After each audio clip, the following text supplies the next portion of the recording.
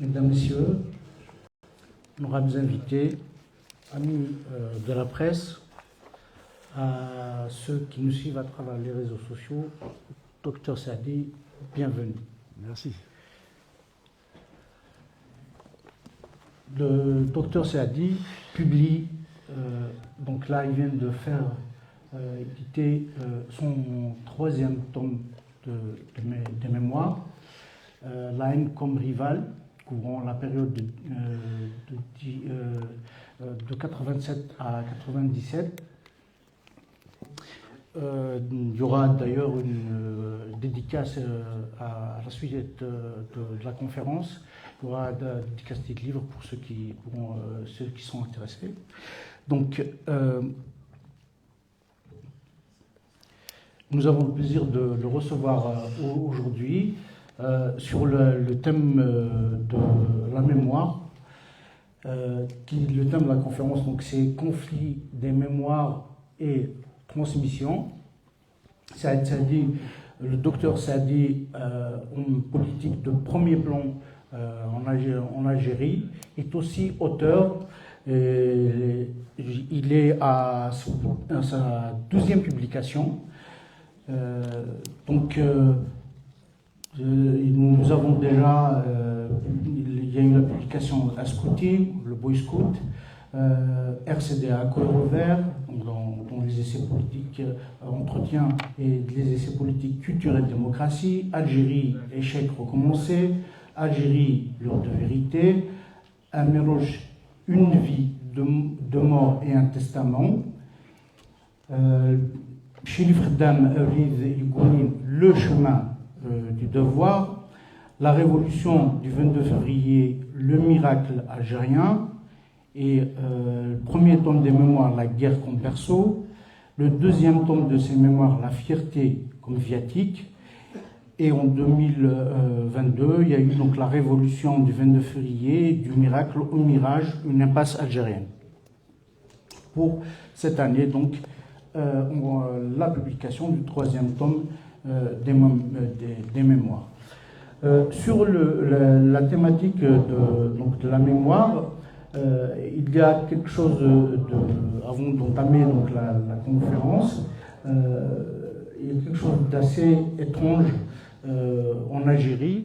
Concernant la mémoire, nous assistons officiellement à une mémoire qui est souvent occultée, souvent tue, on n'en parle pas. Je vous cite aussi, docteur Saadi, vous dites que nous en avons voulu à nos aînés de ne pas avoir fait part de ce qu'ils ont accompli et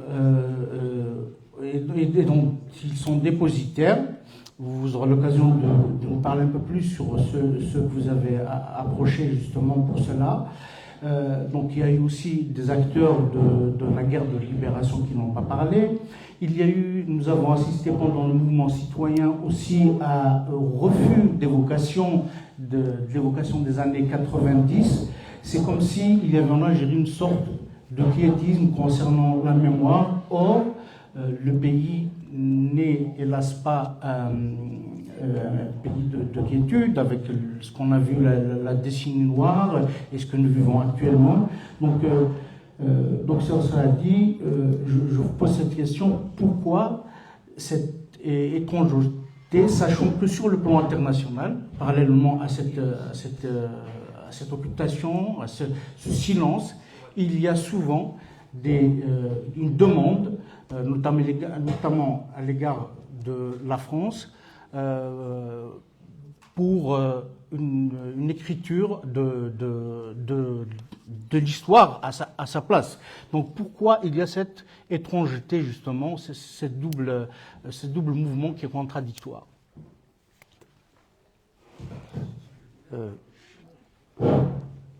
Bonsoir tout le monde. Est-ce que vous entendez bien comme ça? Ça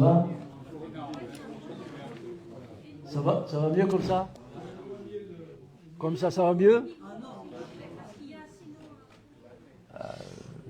Il est assez loin, il est trop près.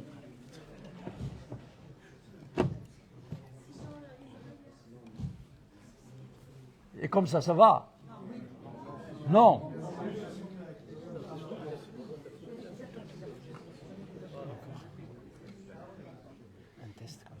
Ça va mieux? On va y arriver, hein?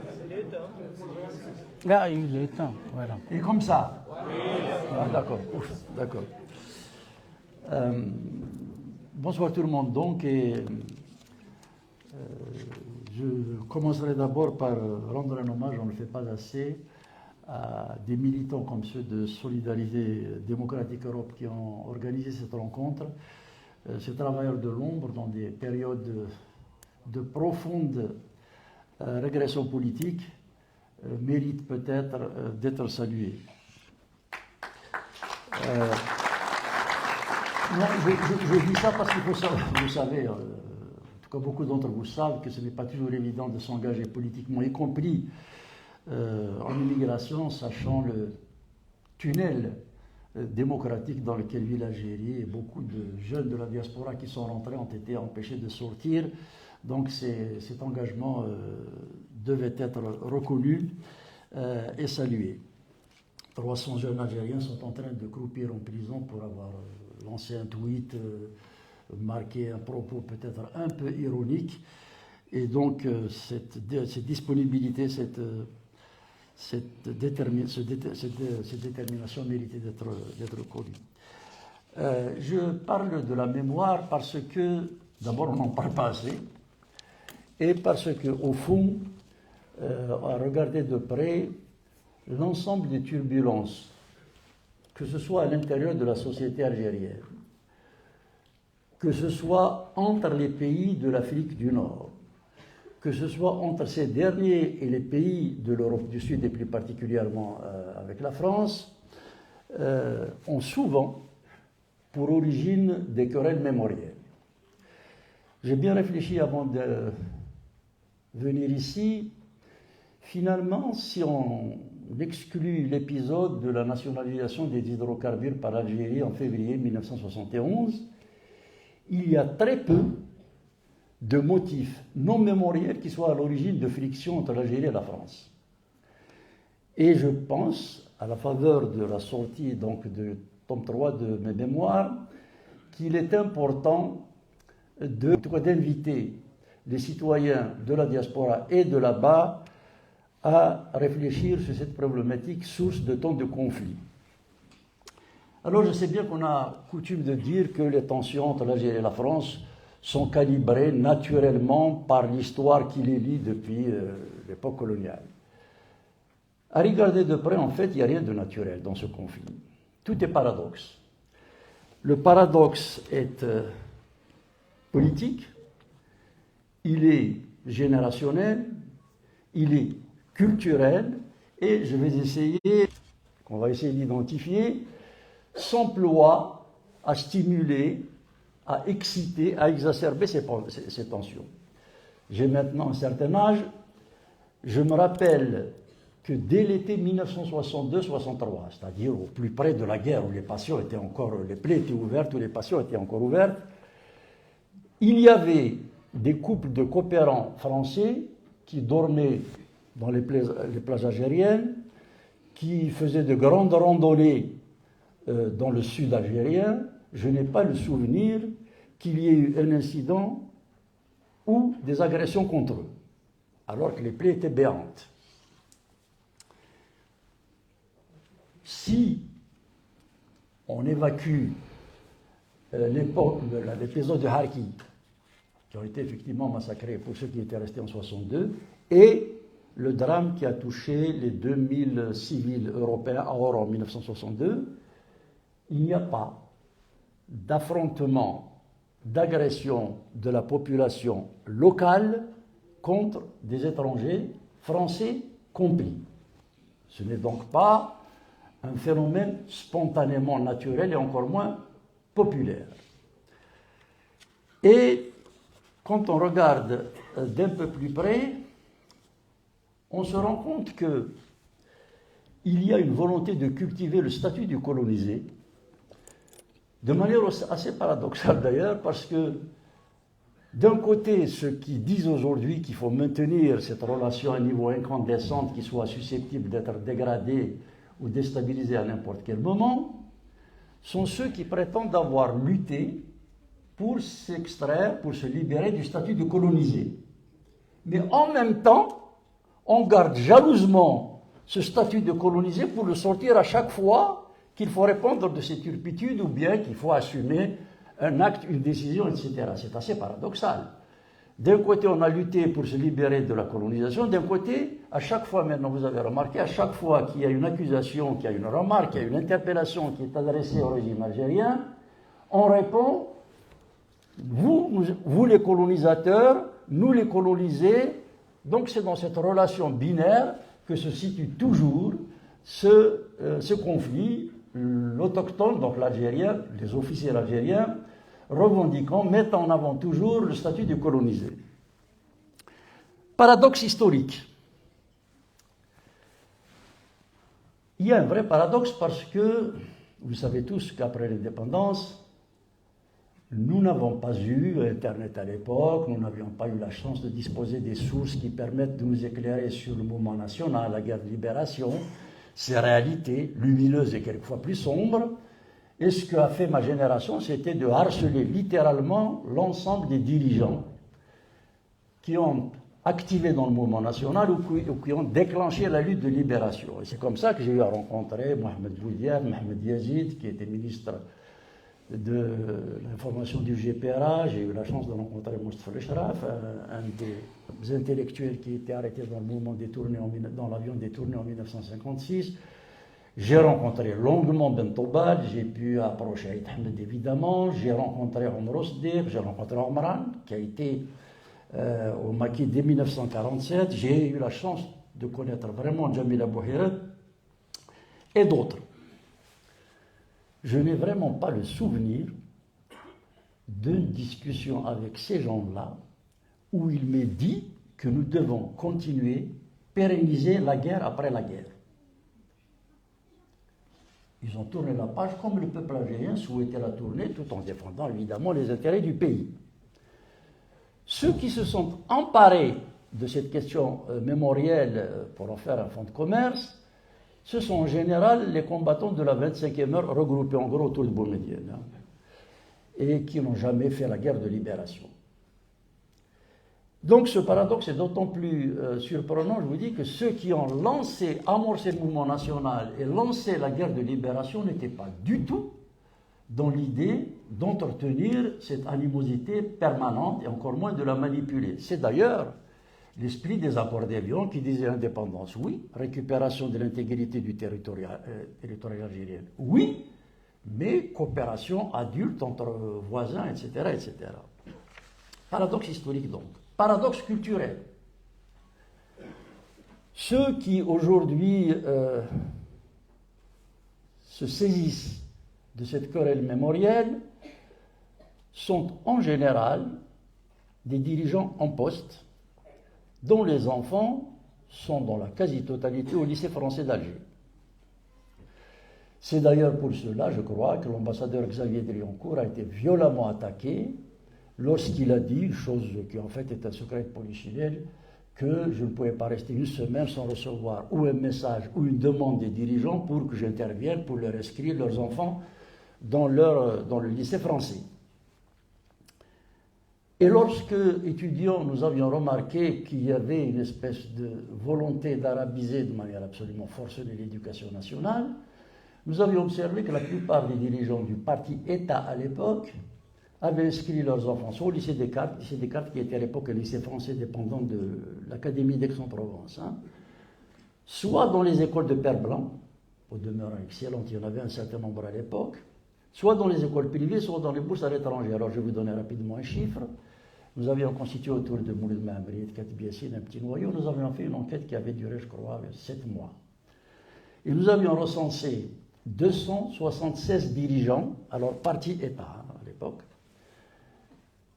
Sur les 276 dirigeants, tenez-vous bien, il y avait 272 qui avaient inscrit leurs enfants dans les établissements privés. Il y avait 4 qui avaient mis leurs enfants dans les circuits publics. Et quand je dis dirigeants, je parle des dirigeants de premier plan. Je n'ai pas tous évidemment le nom de ces gens-là, mais je me rappelle de Bouteflika, qui avait mis son frère Saïd, l'actuel, qui était chez les Pères Blancs. Je me rappelle des frères de Boumediene. Je me rappelle des enfants de Boussouf. Je me rappelle du fils de Qaïd Ahmed, qui était d'ailleurs secrétaire général du ministère des Affaires étrangères, je crois qu'il est actuellement ambassadeur d'Algérie à Lisbonne, etc., etc. Ce que je veux dire par là, c'est qu'il y a aussi là un paradoxe culturel. Au moment où on poussait la société algérienne à produire des bouffées de francophobie, on envoyait sa progéniture dans les établissements scolaires de la nation dont on disait qu'elle était à l'origine de tous les maux de la nation. Paradoxe générationnel. Vous avez tous des parents en Algérie, vous savez très bien que l'école algérienne, moi j'ai 4 enfants, ils ont tous fait leurs écoles primaires et secondaires en Algérie, donc je connais un peu les programmes du système éducatif algérien. C'est la xénophobie, le sectarisme, le nationalisme exacerbé, par lequel on a essayé de conditionner 2 ou 3 générations d'Algériens. En principe, avec une telle doxa, l'enfance algérienne devrait développer des réactions allergiques permanentes contre tout ce qui peut ressembler à l'identité française. Lorsque vous voyez les escouades de felouks qui se jettent à la mer, ben, c'est plutôt vers le nord que ces gens-là vont. On n'a pas encore vu une caravane de dromadaires, de jeunes allant vers l'Arabie Saoudite. Je veux dire, j'ai pas vu à Alger de files d'attente devant des régimes ressemblant à ceux d'Alger. C'est quand même terrible. Vous passez votre temps à conditionner la jeunesse par l'école, par la mosquée, par la télévision, à rejeter tout ce qui est français, et vous arrivez au résultat exactement inverse, qui fait que tout ce que veulent les jeunes Algériens, c'est d'aller vers là où ce que vous leur avez appris à détester. C'est pas une très grande réussite. J'ai rencontré il y a 2 jours de ça un monsieur qui est là, dans la salle, qui m'a dit, il revient de Kabylie. Alors il m'a dit, dans mon village, le comité de village s'est rassemblé, ils ont construit un petit hangar avec des tôles ondulées. Ils sont à 800 mètres d'altitude et ils ont subi la neige qui vient de tomber là-bas en Algérie. Ils ont vu le menuisier du village, il leur a fait des bancs. Et les familles du village, donc de la paysannerie normale, qui payent les enseignants en français et en informatique pour préparer leurs enfants à quitter le pays.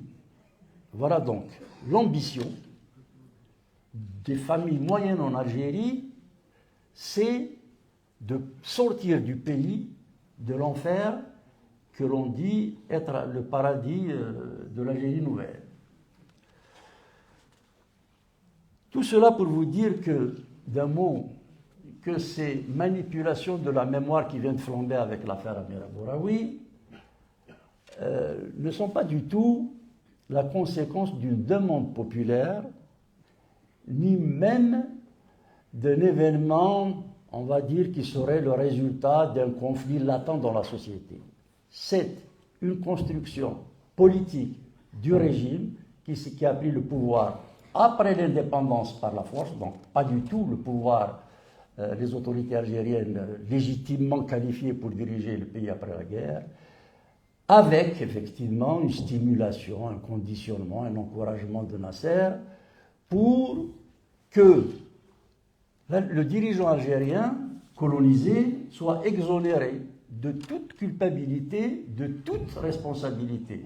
Colonisé, c'est l'enfant d'un monde injuste auquel est due une reconnaissance et une réparation perpétuelle. Cette histoire donc de guerre récurrente entre l'Algérie et la France, et je dois dire, même s'il y a une différence de niveau entre la Tunisie et le Maroc avec la France, résulte d'une opération politicienne délibérément construite par les autorités. Je n'ai pas le souvenir, je peux me tromper parce que je n'ai pas vraiment fait de recherche là-dessus, mais je n'ai pas le souvenir d'une explosion populaire dans la rue algérienne, disons, il faut s'attaquer aux chrétiens, ou bien aux occidentaux, ou bien aux Français. À chaque fois qu'il y a eu une poussée de fièvre, elle a été amorcée par un dirigeant ou un organe officiel qui est évidemment relayé par des organes de presse qui font le service après-vente par la suite. Ça, c'est pour la partie algérienne. Mais enfin, du côté français, on ne peut pas dire non plus que l'affaire a été gérée avec beaucoup de responsabilité et de lucidité. Je passerai rapidement sur l'omerta, la chape de plomb qu'avait imposé De Gaulle après l'indépendance. Mais comme toujours, lorsque les voies institutionnelles occultent un problème, ce sont des réseaux parallèles qui s'en saisissent. Et là, évidemment, des auteurs, des idées, pas toujours faciles à identifier d'ailleurs, traitent le problème par la caricature, la manipulation ou bien la volonté d'en faire un objet de pression politique. Et en France, ces réseaux parallèles, en gros, qui s'étaient manifestés dans l'extrême droite, qui se réjouissait de l'échec de l'Algérie indépendante, de ce peuple incapable de s'émanciper de la tutelle française, n'avaient que ce qu'ils méritaient, des dépits qui pouvaient se comprendre par certains aspects, mais qui, lorsqu'ils prenaient l'allure d'un discours construit, ont donné quand même des attentats, des agressions, des meurtres racistes des années 70. De l'autre côté, il y a toute une série de réseaux parallèles globalement nichés dans l'extrême gauche qui, eux, étaient sur une posture rigoureusement inverse. C'est-à-dire qu'elles célébraient jusqu'à plus soif le régime algérien dont on taisait les abus, les dérives, etc. Entre ces deux extrémités, il était toujours difficile de trouver un point d'équilibre pour avoir une perception, une appréhension raisonnable, lucide, équilibrée de la problématique algérienne. Nous ne pouvons pas non plus occulter, pour ce qui était de la partie française, une volonté d'un segment intellectuel bien déterminé qui ne se contentait pas d'étudier la question algérienne, ce qui aurait été tout à fait normal, mais qui se posait en tuteur, pour ne pas dire parrain, de la façon dont les Algériens devaient construire leur mémoire. J'ai le souvenir du jour où François Hollande était venu comme chef d'État, en visite d'État en Algérie. Je pense que certains d'entre vous s'en souviennent. Il est reçu à l'Assemblée nationale. Alors, je ne dis pas que l'Assemblée nationale est une représentation légitime, crédible de la volonté du peuple algérien. J'ai été député 2 fois. Je sais que la majorité des députés ont acheté leur voix ou bien sont arrivés dans le fourgon des fraudes électorales. Ce que je dis, c'est que symboliquement, cet espace est quand même le lieu où s'exprime la volonté du peuple algérien. Et M. François Hollande est venu dire quoi?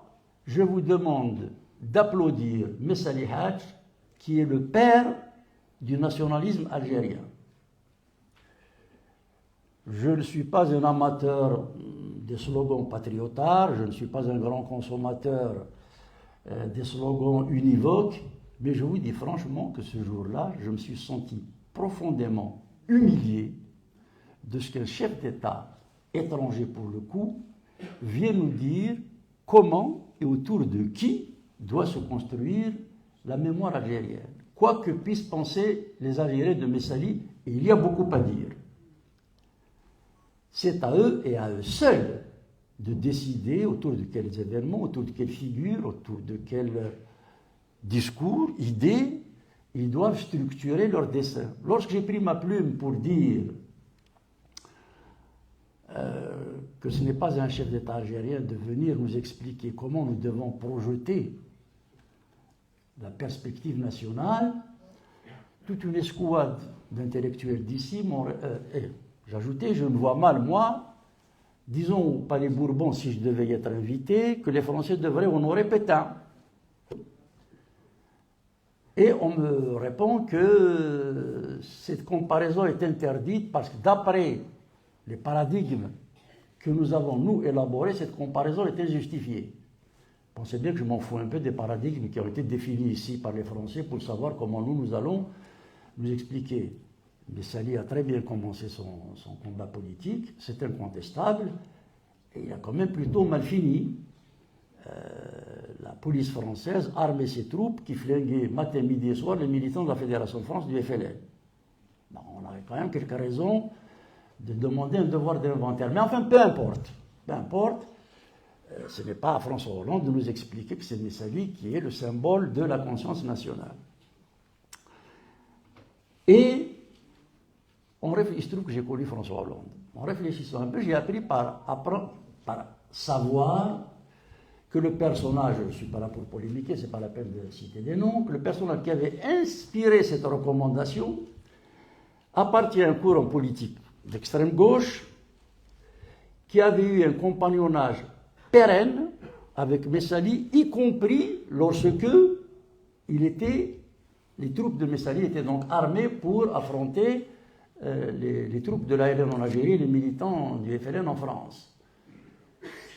C'est que ça fait quand même un peu désordre. Pourquoi je rappelle ça? Je rappelle ça parce que ces erreurs ont alimenté en Algérie les gens qui se saisissent de la question de la mémoire pour dire, vous voyez bien, ils ne sont pas sortis de l'Algérie, vous voyez bien, ils n'ont pas renoncé non plus à nous coloniser, mais à faire de nous ce qu'ils veulent qu'on soit. Donc, objectivement, ces prétentions à vouloir accompagner, quelquefois d'ailleurs de bonne foi, mais l'enfer est pavé de bonnes intentions, à vouloir accompagner l'indigène en attendant qu'il apprenne à réfléchir tout seul, ont été récupérés par la police politique algérienne pour les restituer comme preuve de volonté d'immixtion dans les affaires intérieures algériennes. Par la suite, ces dérives, évidemment, sont déclinées actuellement par ce qu'on appelle grossièrement l'islamo-gauchisme, qui consiste à dire que toute l'immigration est musulmane et que donc il faut absolument défendre cette immigration au motif qu'elle est musulmane. D'abord, l'immigration peut se définir autrement qu'à la réduction du fait religieux. Et puis, dans l'immigration, il peut y avoir des gens qui ont commis des exactions. Il ne s'agit pas d'exonérer de manière compassionnelle l'ensemble de la collectivité algérienne en France. Il s'agit simplement de veiller à ce qu'elle ait des droits et des devoirs qui lui soient reconnus par la loi. Vous voyez donc que même en France, cette affaire n'a pas toujours été appréhendée de la manière la plus lucide qui soit.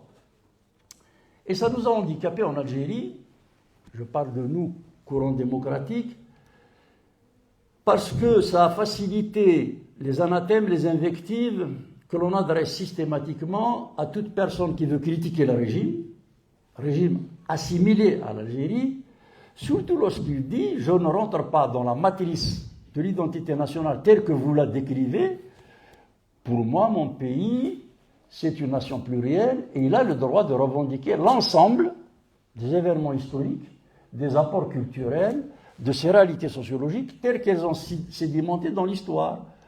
Pourquoi faudrait-il que vous ayez la légitimité de situer le curseur là où il vous arrange pour étalonner ce que doit être notre histoire et notre devenir donc? Est-ce que c'est à 132 ans qu'on décide que c'est légitime? Est-ce que c'est à 14 siècles? Est-ce que c'est à 2000 ans? Etc. etc.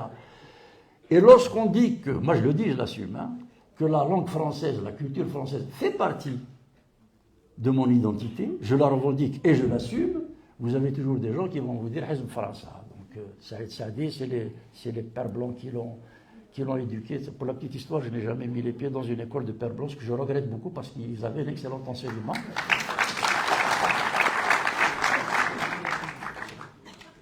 Et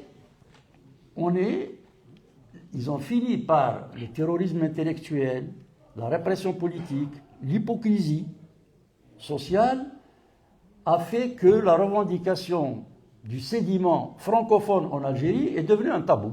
Donc on doit mutiler notre histoire à 1830. Alors on vous dit, oui, mais la langue française est arrivée avec le sabre et le goupillon, ce qui est vrai. Mais enfin, la langue arabe n'est pas venue avec des plateaux de loukoum non plus. Hein. Donc, on a quand même le droit de parler sereinement, tranquillement, de tout ce qui fonde cette mémoire et donc structure notre destin. Je revendique Saint-Augustin, je revendique Ibn Khaldoun, je revendique le Mourani, je revendique Abdel Radha, je revendique Abdel Qadir, je revendique l'ensemble de cette histoire tourmentée. Il revient à nous et à nous seuls donc de faire le tri. Cela dit, moi quand je revendique, je défends la place du français et de la mazir aux côtés de l'arabe en Algérie, ce n'est pas du tout pour complaire à des cercles parisiens. C'est parce que je refuse d'être mutilé de quelque chose qui m'appartient, c'est tout. Mais on va vous dire non, l'histoire algérienne s'arrête à 1830. Auparavant, Messali nous avait expliqué que la nation algérienne, dans un mémoire adressé à l'ONU en 1948, commence au 7e siècle.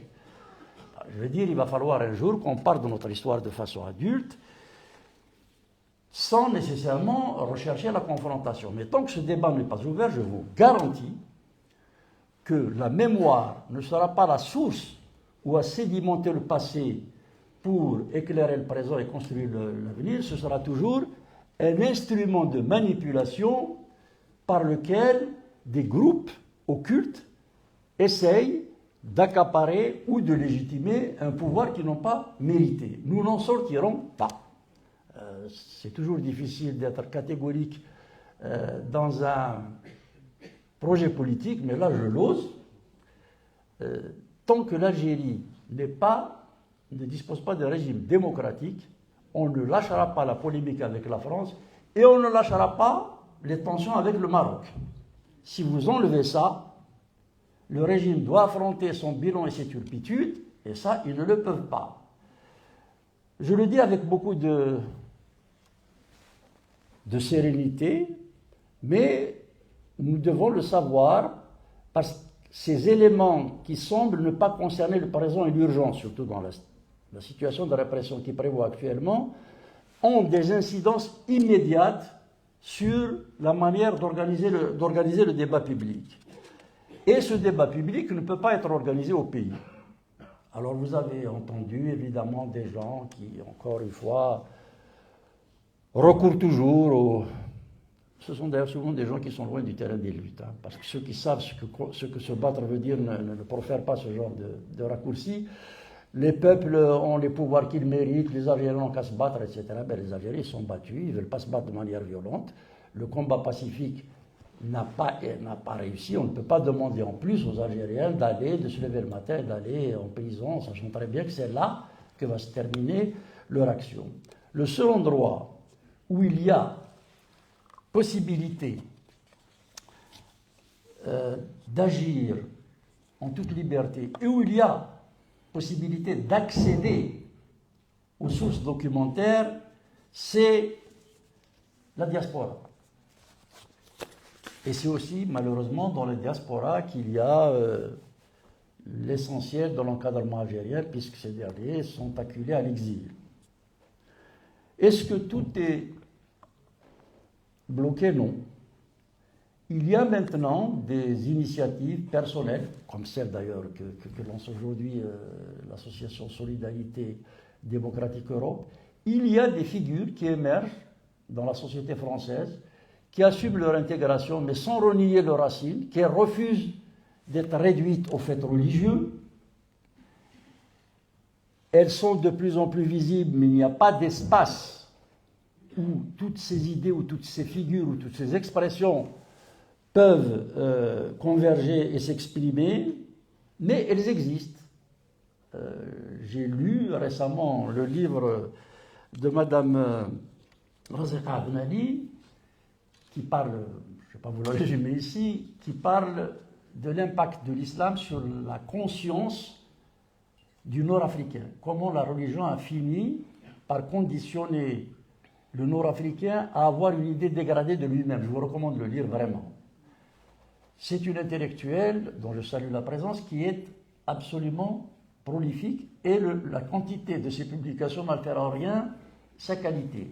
J'ai suivi la production d'une écrivaine comme Biassam Saoudi aussi, qui est en train de rencontrer son public et qui avancent en tant que femmes libres, sereines, mais sans concession dans ce qu'elle dit, mais qui n'est pas du tout non plus dans la polémique. Vous avez tous vu comme moi des figures qui émergent dans les médias algériens. Je pense à Sonia Mebarki sur CNews, je pense à Lydia Guirous qui intervient aussi dans certaines émissions. Ce sont des femmes, comme par hasard, pour la majorité, qui sont en train de porter une voix venue d'ailleurs, mais qui ne recherchent ni le communautarisme, ni la singularité a priori. Et ce sont, je pense, ces parcours qui peuvent permettre enfin de donner une vision de la communauté émigrée qui soit autre chose qu'une entité victimaire à laquelle il faut toujours savoir reconnaître une infantilité. Je pense que si nous réussissons dans la diaspora à faire en sorte que ces propositions, ces écrits, ces parcours soient plus visibles, il y a possibilité de retirer la confiscation de l'identité de la collectivité algérienne, de la diaspora algérienne, que pour l'instant on veut réduire à la communauté musulmane. Je ne sais pas pourquoi, on me rencontre dans la rue, on me dit maintenant je suis musulman. Bon, d'abord ça me regarde, je suis musulman, et puis je suis musulman, je peux être grand, je peux être moustachu, je peux être basané, je peux être gros. Je dis, ne me réduisez pas à une identité qui vous arrange et qui me font dans une catégorie qui par ailleurs est commentée et définie par des cercles pas toujours bien intentionnés. Donc c'est dans ces petites actions qui peuvent sembler anodines actuellement que nous devons essayer de construire une visibilité différente, novatrice de la diaspora algérienne. Personnellement, je me suis investi dans un média Afrique du Nord Méditerranée, ADNMed, qui a été lancé avec des amis tunisiens, marocains, algériens. Et je viens de découvrir, en lançant ce média-là avec mes amis, qu'il n'y a pas un espace où un Nord-Africain peut aller regarder et avoir une idée de ce qui se passe sur l'ensemble des trois pays. C'est assez quand même singulier comme situation. Ce que je voulais dire pour finir, parce que l'essentiel, ce n'est pas d'épuiser la question de la mémoire entre Algériens, entre Nord-Africains et entre Nord-Africains et Français, c'est de dire que ce sujet mérite attention et débat aujourd'hui. Et ce que je voulais dire aujourd'hui, c'est qu'il y a possibilité et nécessité de transmettre. C'est pour cela que je me suis astreint, moi, à écrire mes mémoires. Ce n'est pas tellement pour faire parler de moi. Hein. C'est uniquement, je pressentais, je ne savais pas que ça allait dégénérer comme ça, mais je pressentais depuis quelques années que si la génération d'après-guerre à laquelle j'appartiens ne prend pas sa plume pour offrir un mémoire au pays en fonction de ce qu'elle a fait, bien ou mal, ça c'est un autre problème, mais fixer les événements qui ont prévalu en Algérie depuis l'indépendance, notre parcours risquait de connaître celui de nos aînés. C'est-à-dire, soit il est mutilé, soit il est falsifié, soit il est travesti. Après l'indépendance, vous disiez Ben Bella et Ahmed Boudiaf, vous étiez un traître. Vous disiez Boumdine qui n'a jamais tiré une balle pendant la guerre de libération, c'est le père de la révolution. Pour vous dire jusqu'à quel point le silence est dangereux. Le silence dans la mémoire des collectivités nationales ne constitue pas seulement une vacuité, c'est-à-dire un manque. Le problème, c'est que dans ce manque, il peut proliférer l'imposture. C'est-à-dire cette vacuité peut être occupée par des contre-vérités qui finissent par devenir des vérités qui se transmettent aux générations futures. Donc c'est pour ça que je me suis astreint à écrire mes mémoires en ne cachant rien, en n'occultant rien, y compris dans les choses les plus sensibles, y compris sur les sujets les plus délicats, et j'observe que les Algériens sont en mesure d'entendre un discours de vérité dès lors qu'il est dicté à deux conditions. Dès lors qu'il est dicté par le souci, non pas de régler des comptes, non pas d'enfoncer tel ou tel personnage, mais simplement pour éclairer des faits et des événements, et que ce qui est dit est documenté. Ce sont les deux conditions qui doivent prévaloir au devoir de transmission, et je me rends compte que les choses passent parfaitement bien. C'est pour cela que, personnellement, je m'investis dans ce combat qui peut ne pas revêtir un caractère d'urgence immédiate, mais qui n'en est pas moins important, et j'invite chacun d'entre vous à faire ce qu'il peut faire autour de lui pour essayer de connecter les énergies et les intelligences. Il arrivera toujours un moment où ce qui est fait pourra servir de source pour construire l'alternative que nous n'avons pas pu jusqu'à présent offrir à notre pays. Je vous remercie.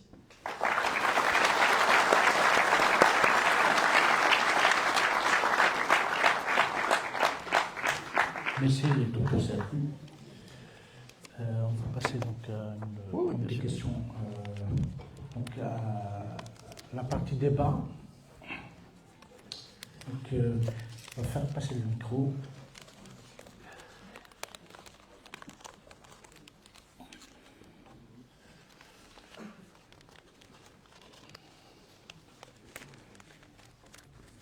Allez, il suffit que le premier se jette à l'eau, après le plus dur, ça va être d'arrêter les débats.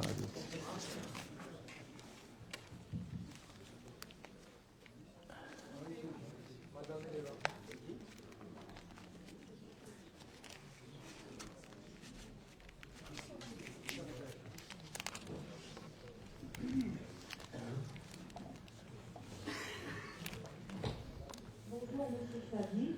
Bonjour, madame. Donc, si j'essaie de résumer assez rapidement, vous allez m'en excuser, votre positionnement, vous rejoignez donc Xavier Mélenchon, qui est donc resté sur un titre assez percutant, l'énigme algérienne. Vous confortez cela, c'est une hypothèse, que l'Algérie s'effondre. Un terme pour moi qui est peut-être un peu trop excessif, mais il y avait peut-être l'intention de bousculer pour faire avancer l'idée.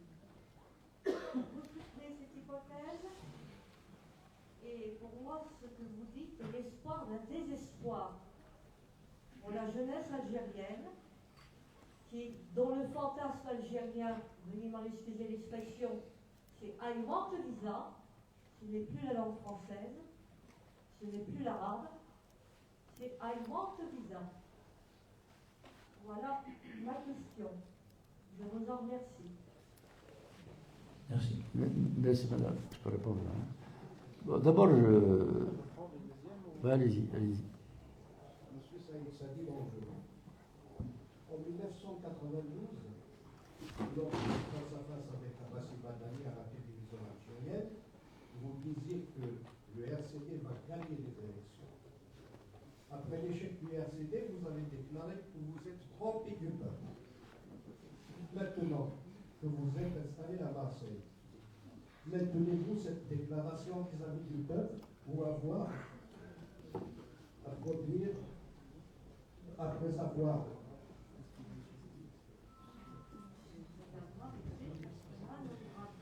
Allez-y, allez-y. des personnes non grata à Béjaïa, lors du Irak.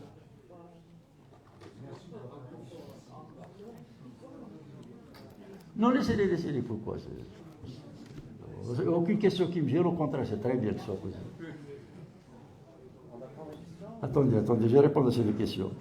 Alors, la dame qui a commencé au début, est-ce que j'ai lu ce qu'a écrit Xavier Dironcourt? Je vais aggraver mon cas, madame. Je suis totalement d'accord avec Xavier Dironcourt. Vous voyez? Vous pouvez appeler la Cour. Je suis un bon client de la justice algérienne. Il y a au moment où nous parlons une convocation qui m'est adressée par la justice algérienne, que vous savez, très indépendante et libre, pour un crime dont je ne connais ni la nature, ni celui que j'aurais accablé. J'ai bien connu Xavier Dironcourt, madame. Je me suis battu pour la démocratie en Algérie, où beaucoup de ceux qui disent vivre de bon aujourd'hui sont rangés, s'agenouiller derrière le parti unique que je n'ai pas. à faire de la surenchère nationaliste pour dire ce que j'estime devoir dire sur mon pays. Si le pluralisme a existé en Algérie, c'est peut-être aussi parce que j'ai accompli quelques actes qui m'ont conduit en prison, un parcours que vous évitez soigneusement d'aborder. Et pour avoir bien connu Xavier Drioncourt, qui a fait, vous le savez, 2 mandats à Alger, je suis au regret de vous dire qu'il n'est pas colonialiste. Voilà. C'est une contre-vérité. Et s'il l'avait été, moi je lui aurais dit à lui. Comme j'ai dit à Toufik, vous allez mener le pays à la ruine. Comme j'ai dit à Bouteflika, votre tentation qui consiste à organiser une transmission dynastique va conduire le pays dans une alternance clanique qui va nous ruiner. Donc ce n'est pas maintenant, madame, qu'il faut jouer les démocrates. C'est au moment où il y avait le parti unique. Et je n'ai pas vu, je crois que vous avez à peu près le même âge que moi, je n'ai pas vu beaucoup de gens nous soutenir à l'époque où nous faisions le tour d'Algérie des prisons. Bon, ceci d'une part. Vous voyez donc, je ne me cache pas du tout, il y a un risque d'effondrement de l'Algérie, vous voyez, au jour d'aujourd'hui. Au moment où nous parlons, madame, le tissu social est totalement délabré. La Kabylie, qui a été la matrice des luttes démocratiques, est littéralement sous une forme de répression endémique, systématique, permanente, qui est une forme d'opération jumelle politique. 300 de vos enfants, madame, sont en train de croupir dans les prisons de leur pays parce qu'ils ont fait un petit tweet sur la toile. Ça ne vous gêne pas, ça, si c'était vos enfants. Ça ne vous pose pas de problème. Non, madame, s'il vous plaît, je vous laisse pas. Après, si vous voulez revenir, je vous assure que vous reviendrez. Je ne vous connais pas, j'ai pas de problème personnel. Pour tout vous dire, je connais personnellement Abdelmajid Tebboune. Alors, vous voyez, j'ai aucun problème personnel avec lui. Ce qui est... Très bien, madame. Eh bien, nous allons faire avancer, mais sans faire caler la marche arrière. Non, vous avez raison, madame. Mais je vous ai écouté, mais je vous ai même remercié d'avoir... Alors, vous me dites, mon discours décourage la jeunesse algérienne. Je ne sais pas trop si vous vivez en Algérie, mais la jeunesse algérienne n'a pas besoin de moi pour être découragée.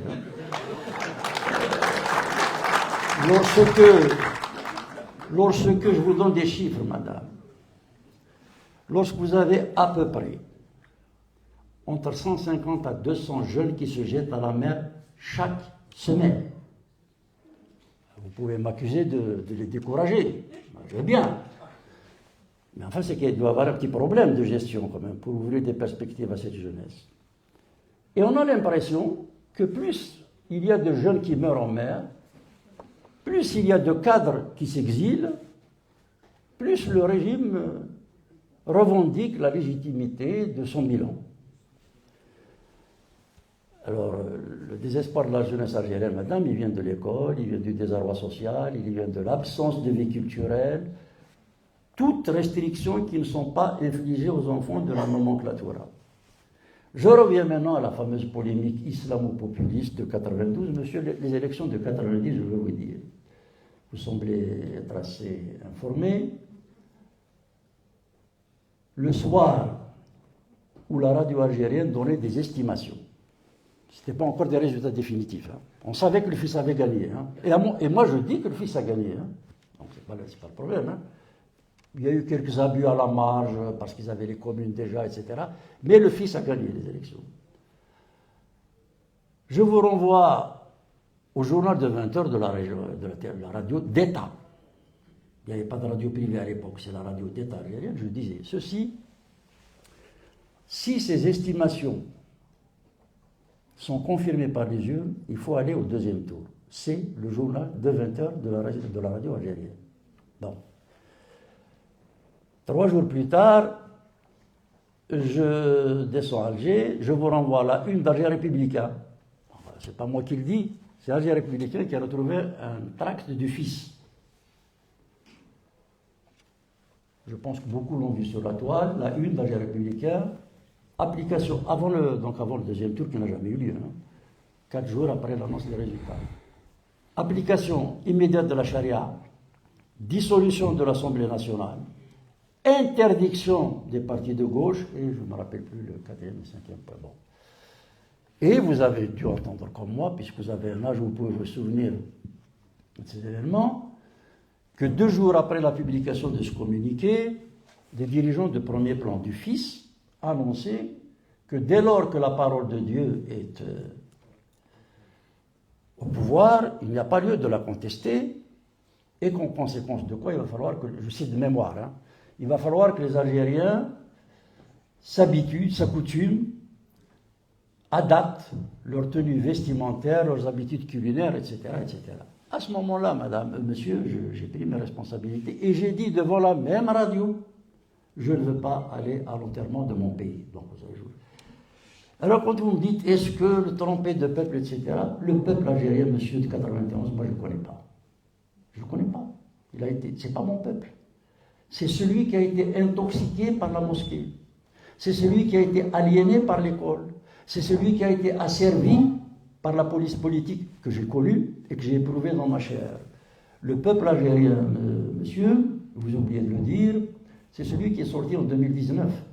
Crier en arabe, dire dégage en français, ça se passe de commentaires, et dire en berbère, en amazir, c'est-à-dire que le système va tomber. Qui est sorti de manière pacifique, monsieur. Ce n'est pas moi qui ai voulu parler de mon parcours, mais maintenant que vous y allez, je vais quand même y aller. Ce peuple est sorti de manière pacifique. Ce sont les éléments du mouvement culturel berbère auquel j'ai eu l'honneur d'appartenir qui ont lancé pour la première fois l'idée du combat pacifique et nous avons accepté d'aller devant la Cour de sûreté de l'État où pesait au-dessus de nos têtes la peine capitale. Nous n'avons ni pris les armes, ni agressé qui que ce soit, ni organisé une question violente. Donc la culture du combat pacifique, vous avez vu, en 2019, monsieur, nous en avons un tout petit peu chouïa le mérite.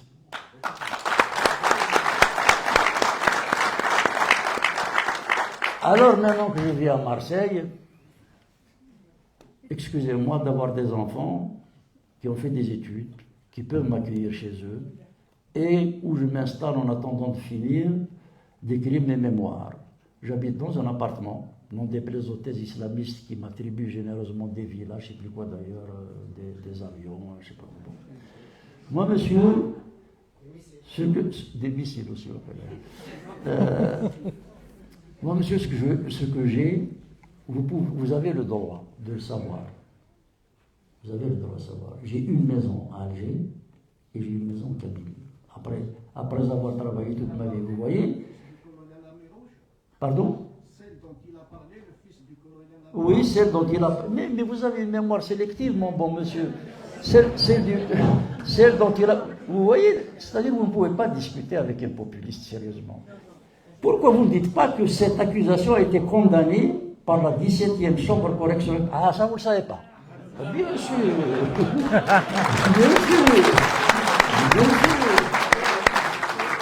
Je ne veux pas aller bon, je pense que je vous ai répondu, mon bon monsieur. Ce que je peux vous dire, je ne vous connais pas, je ne vous accuse pas. Cette mémoire sélective, mon bon monsieur, je connais les perturbateurs qui essaient de confisquer le débat dans eux. Alors, s'il vous plaît, on passe à autre chose. Je voudrais simplement dire que cette mémoire sélective, manipulée, instrumentalisée, c'est l'alpha et l'oméga des arguments de la police politique. Je ne vous connais pas, je ne vous dis pas que vous en êtes. Voilà, merci beaucoup.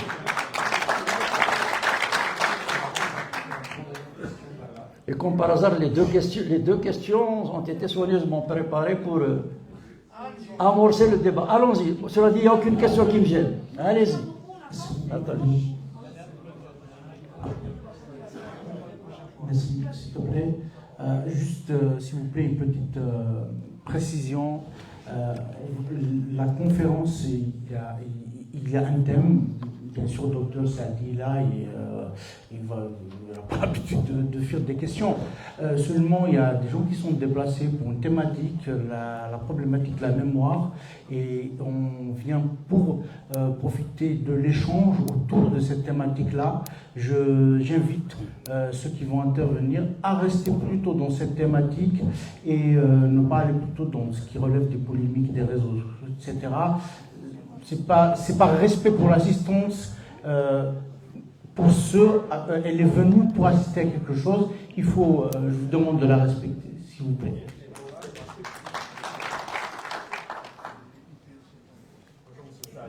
Bonjour. Ça va, tu m'entends? Allez, allez. Merci de me donner la parole. Donc, pour revenir justement au thème que vous avez avancé, mémoire et transmission, j'aimerais me poser deux questions à ce sujet. Donc, la première, c'est pourquoi, M. Saadi, vous êtes arrêté à 1997 dans votre livre. Et la deuxième question, du coup, comme on l'a dit dans le titre de votre livre, il y a les mots mémoire et transmission. Moi, à mes yeux, c'est la jeunesse. Je pense que vous êtes d'accord avec ça, qui est le public prioritaire des mémoires et de la transmission surtout. Et comme l'a dit Madame, je pense qu'aujourd'hui la jeunesse algérienne, c'est pas sa priorité la transmission.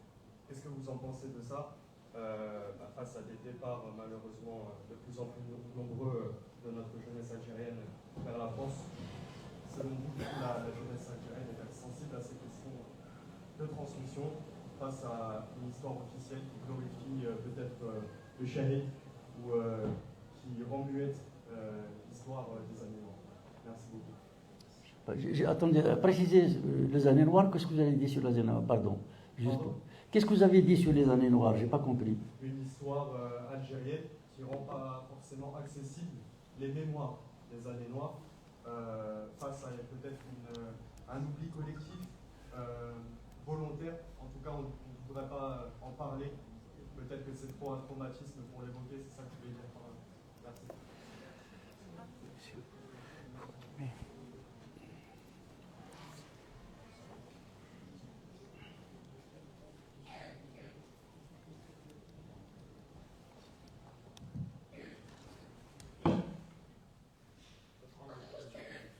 Pardon? Je vais répondre. Bon, pourquoi ça s'arrête à 97? Puisque le tome 3, il y a le 4 C5, donc ça ne va pas... je peux pas écrire 50 ans dans un ouvrage. J'ai dû déjà élaguer pas mal, et il y en a 600 pages dans le tome 3, donc on ne peut pas tout mettre dans un seul livre. Bon. Alors vous me dites que le problème de la transmission n'intéresse pas la jeunesse. C'est une opinion, vous avez le droit de l'avoir. Moi, à votre âge, j'avais rigoureusement une opinion inverse. Je vous ai dit que j'ai harcelé Ben Youssef Ben Khadda, Ben Toubal, Mohamed Yazid, Mustafa Al-Sharaf, Mohamed Saïd Maazouzi, enfin je ne vais pas tous vous les citer ici, pour les supplier de nous dire ce qu'ils ont fait ou vu, ou dont ils ont été témoins directement ou indirectement, pour éviter que l'histoire du pays ne soit soumise à des manipulations ou à des imputations. C'est important, l'histoire d'une nation. Si le pays est construit sur un certain nombre, on va dire, de vérités, quand je dis vérités, elles ne sont pas toutes agréables à entendre, ça va donner une société, mais si vous construisez le pays sur des éléments factuellement faux, n'importe quel aventurier qui a le pouvoir va construire l'histoire de la nation à la mesure de ses ambitions, en attendant que celui qui vient derrière les efface pour restructurer quelque chose en fonction de ses objectifs, et vous fabriquez une nation amnésique. C'est-à-dire sans identité, sans passé, sans repère et sans racines. C'est dangereux. Parce que vous offrez une collectivité nationale à la manipulation de despotes qui n'ont pas pour souci de construire un devenir collectif, mais dont la seule ambition est d'asseoir leur autorité. Alors vous êtes un jeune qui estime que la transmission est dangereuse. Moi, quand j'étais jeune, j'ai estimé que la transmission est... La transmission est une priorité, jamais elle est dangereuse. Justement, la transmission sert à prévenir les lendemains. Elle n'est pas dangereuse, c'est pas ça que je dis. Ah, pardon. Alors, moi, j'essaie de transmettre ce dont j'ai été témoin, auteur ou acteur. Voilà, je sais pas, je ne peux pas faire plus qu'écrire et soumettre à l'opinion publique ce que je fais. Alors, quand vous dites que il ne faut peut-être pas parler de choses qui ont été douloureuses, dangereuses, dans la période que j'aborde, donc 1987-1997, parce que les Algériens n'aspirent qu'à une chose, c'est d'oublier c'est encore une opinion que je respecte et même que je peux comprendre. Hein. Il y a des gens qui disent c'est trop dur, on ne va pas ressasser tout ça, c'est une manière d'alimenter les rancœurs, les peurs, les frayeurs, etc., etc. Je le comprends. Sauf que ce n'est pas mon opinion. Ce n'est pas ce soir qu'on va être d'accord, vous et moi. Mais c'est très bien, hein, c'est ça le débat. Absolument. Non, mais c'est très bien. Il se trouve que dans une autre vie, j'ai été psychiatre.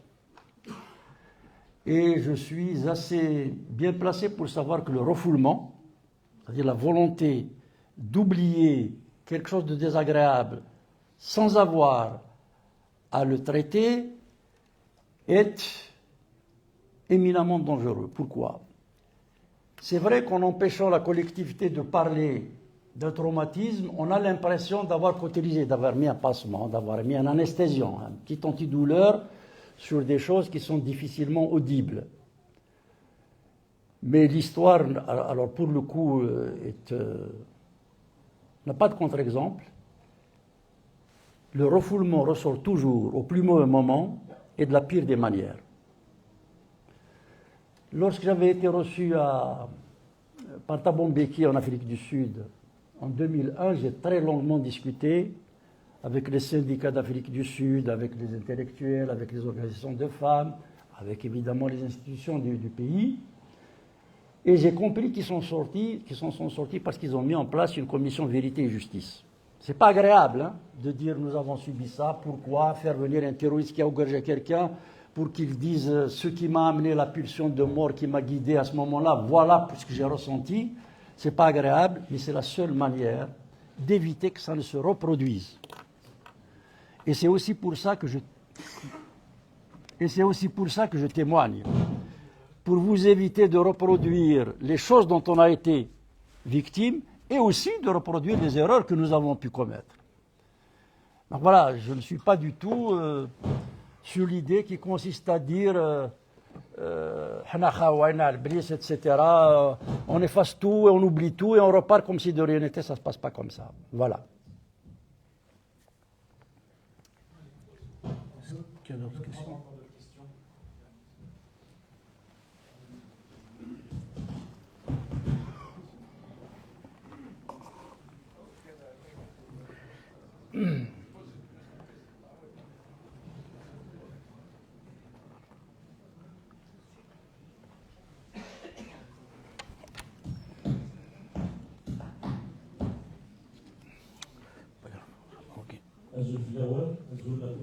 Azul.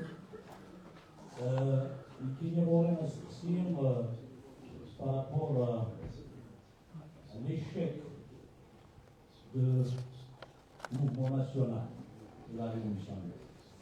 C'est mon point de vue personnel. C'est que les années 20, l'étoilement africain a été en conflit avec entre Moussali et Amari Mech. Par la suite, le conflit s'est poursuivi jusqu'au conflit d'Ambela à Ben Allah. Et aujourd'hui, nous sommes dans le même scénario. Ma question, par rapport d'ailleurs au conflit des mémoires, qui sont vivaces jusqu'à maintenant, au moment qu'on parle. Et maintenant, aussi, d'après les témoignages de Djilali Rima, suite à une conférence à Terre Marvé, et dans la Nawab, comme la place, il y a des jours, le conflit PPA-MTLD avec le CELI et les instances, il y a même assez à peine.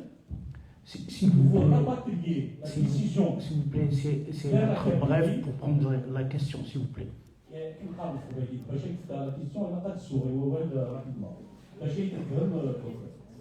Donc,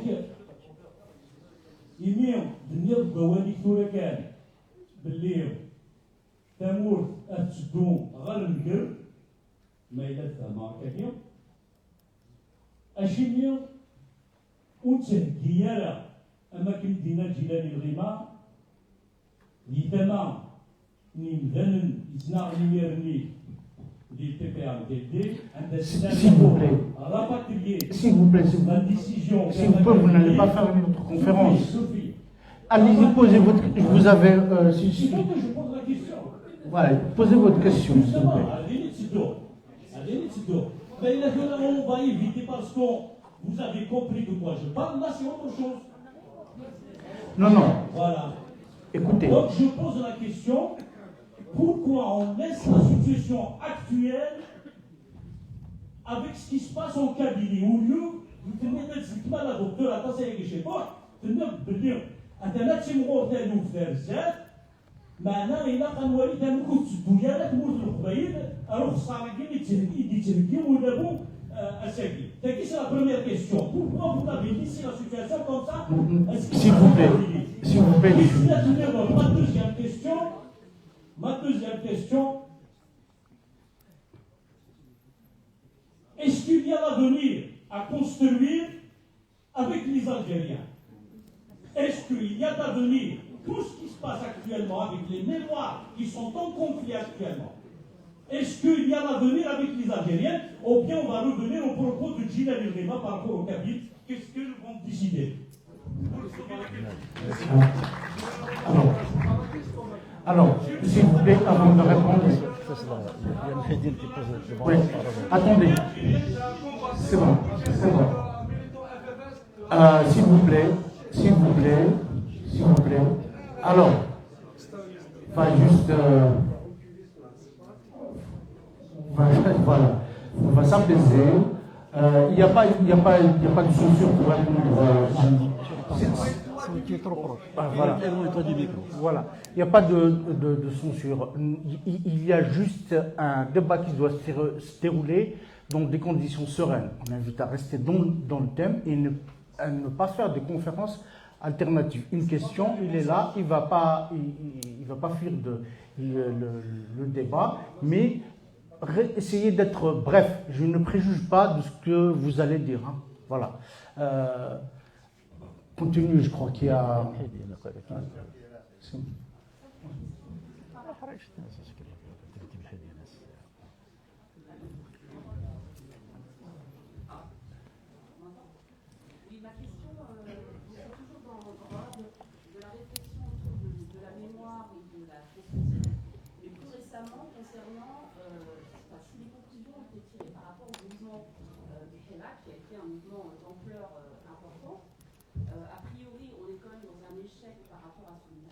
Même s'il n'y a jamais d'échec, hein, parce que c'est un mouvement citoyen, enfin, pour moi c'est un mouvement citoyen, donc il y a des conclusions à tirer.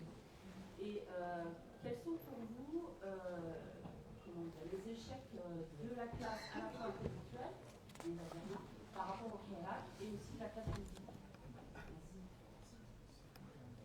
On prend votre question. Allez-y.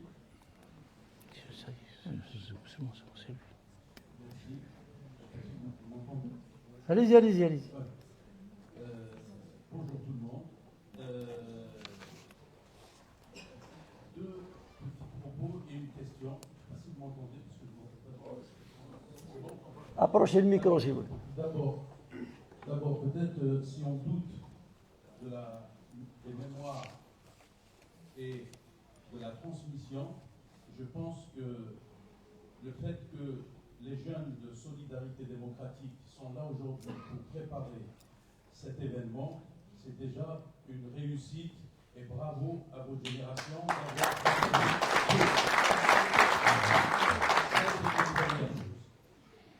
Je déteste le mot échec.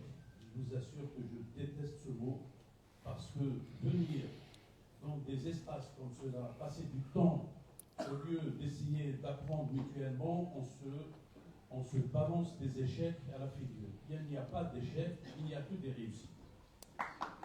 Je voudrais aussi dire, nous sommes dans le terrain de l'immigration. Le mouvement national est parti d'ici. Je crois qu'il faut le rappeler à chaque fois. Et nous allons bientôt fêter un siècle de cette histoire.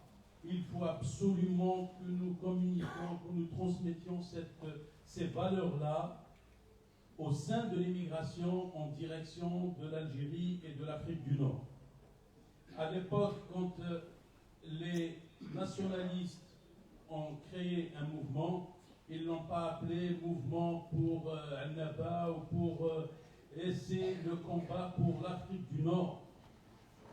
Et ces nationalistes, il y a un siècle, quand ils se sont levés, c'est au nom des valeurs aussi universelles. Ils étaient tous syndicalistes, CGT, le mouvement d'émancipation dans le monde entier. C'est au nom des valeurs universelles qu'ils se sont battus et qu'ils ont voulu transmettre aussi. Donc, ils n'ont pas échoué. Merci à eux. Comme je dis, merci à Dr Saïd Sadi de venir, de passer du temps aussi avec nous pour... La question, tout de suite, j'arrive effectivement. Pardon. La question, c'est quel message adressez-vous à la jeunesse au sein de la diaspora, puisqu'on l'appelle comme ça, de mon époque on l'appelait l'immigration, quel message pouvez-vous nous transmettre au sein de l'immigration pour rester fidèles aux nationalistes pour construire un avenir commun? Il y a beaucoup de questions, on va répondre. Attends, on va répondre. On va d'abord répondre. Il y a beaucoup de choses qui sont tombées en même temps. Bon, je m'attendais, vous pensez bien à l'Italie qui consiste à dire, sans trop le dire d'ailleurs, en gros, on se retrouve entre Kabyle et le reste on s'en fout, quoi. Voilà. Moi je vous mets à l'aise. Hein. C'est une opinion qui n'est pas la mienne, que je trouve éminemment dangereuse pour la Kabylie, d'abord, et qui plus est sera absolument inefficace. Mieux, je pense que le pouvoir fera tout pour que ces postures viennent régulièrement être mises en avant afin de justifier tout ce dont nous avons essayé de protéger le combat qu'a mené notre génération pendant une trentaine d'années. C'est une opinion qui est la vôtre et que je ne partage pas. Je vais vous donner l'opinion, la position que j'ai partagée avec un certain nombre de camarades, même si certains ont préféré prendre on va dire, des trajectoires plus caricaturales. À l'ombre de Mouloud Mahamrid Khatib Yassine, nous avions toujours compris que si la matrice algérienne était indexée par les paradigmes arabo-islamistes, le pays était condamné, le pays et l'Afrique du Nord en général étaient condamnés à une involution dont il sera extrêmement difficile de sortir. Parce que par définition, nous allions vers une communauté de croyants où la citoyenneté était par essence niée, voire réprimée. Ça ne veut pas dire que la problématique de l'identité nationale ne se pose pas depuis longtemps. Excusez-moi de ne pas être d'accord avec vous, mais pour moi, non seulement je ne suis pas pour le rétrécissement de la communauté kabyle sur une terre qui ne la contiendrait pas d'ailleurs, hein, la moitié des Kabyles vivent en dehors de plus de la moitié des Kabyles vivent en dehors de la Kabylie. Bon. Mais au-delà des aspects techniques, économiques, institutionnels, je suis un homme qui croit à l'histoire. L'histoire n'est pas un accident. L'histoire n'est pas un complot. Il y a des complots dans l'histoire, mais l'histoire n'est jamais réductible à un complot. L'histoire, c'est des apprentissages, c'est des engagements, c'est des combats. Et mon intime conviction, c'est que si on n'arrive pas à restaurer la matrice nord-africaine, vous observerez que je ne dis pas Maghreb, hein, parce que si vous dites Maghreb, vous êtes tout de suite mis en opposition avec Machrek et vous devenez une espèce de pendentif d'une Oumma islamique en attendant d'être réintégré dans sa source originaire. Donc, si Thamazra, si vous préférez le terme le plus exact pour l'instant, n'est pas ressourcé à son substrat amazigh, je ne le dis pas parce que je suis kabyle simplement, je le dis parce que je le pense profondément, intellectuellement, politiquement, civiquement. Si nous n'arrivons pas à nous réapproprier ce socle amazigh qui a porté un esprit, une spiritualité, une culture qui a traversé 3000 ans d'affrontements, nous n'irons nulle part. Donc c'est dans la matrice nord-africaine qui assume son substrat amazigh d'abord, avec l'ensemble des sédiments qui sont venus s'y apporter. J'ai dit tout à l'heure que je revendique Saint-Augustin et Ibn Khaldoun, et Albert Camus, et Jean Amrouche, et Mouloud Maamri, et Katib Yassine, et tout ça m'appartient. Et donc, si nous n'arrivons pas à regarder au fond de nous-mêmes, avec lucidité, responsabilité, loyauté, mais sans complaisance, nous irons dans le mur. Je suis kabyle comme vous, je n'ai jamais été attaqué sur la base de mes idées, voyez-vous. Un jour que je me présentais dans une conférence de presse à la présidence, dans l'aéroport de la presse, quelqu'un m'a dit, en arabe, si vous êtes élu, est-ce que vous allez travailler pour l'ensemble des régions d'Algérie? Alors je lui ai répondu, si j'étais de Tlemcen ou de Tébessa, est-ce que vous me poseriez cette question? Donc je sais très bien le soupçon qui pèse, les injustices qui pèsent sur le Kabyle, je l'ai payé de ma chair. Mais ce que je veux dire, c'est que ce genre de questions ne se règle pas par les tripes, par la réactivité. C'est des questions sérieuses qui invitent débat, qui invitent évaluation, qui invitent à contextualisation et qui sont d'abord et avant tout des problématiques démocratiques. Vous avez l'air d'avoir un certain âge, relisez tous les tracts qu'on a produits en avril 80. Nous n'avons jamais déconnecté la question identitaire des questions des libertés démocratiques, jamais. Alors que des gens disent aujourd'hui, sortent leur étendard et disent vive les Kabyles à bas les Arabes, qui l'assument, mais qui ne nous fassent pas endosser ces caricatures que nous n'avons jamais discutées et que nous n'avons jamais admises. Maintenant, si vous voulez faire une conférence et vendre votre hypothèse, grand bien vous fasse, mais vous comprendrez que ce n'est pas du tout. Non seulement je suis contre le rétrécissement sur la Kabylie, mais je suis dans une stratégie transnationale. Alors, on n'est pas prêt de se retrouver, vous et moi. Hein.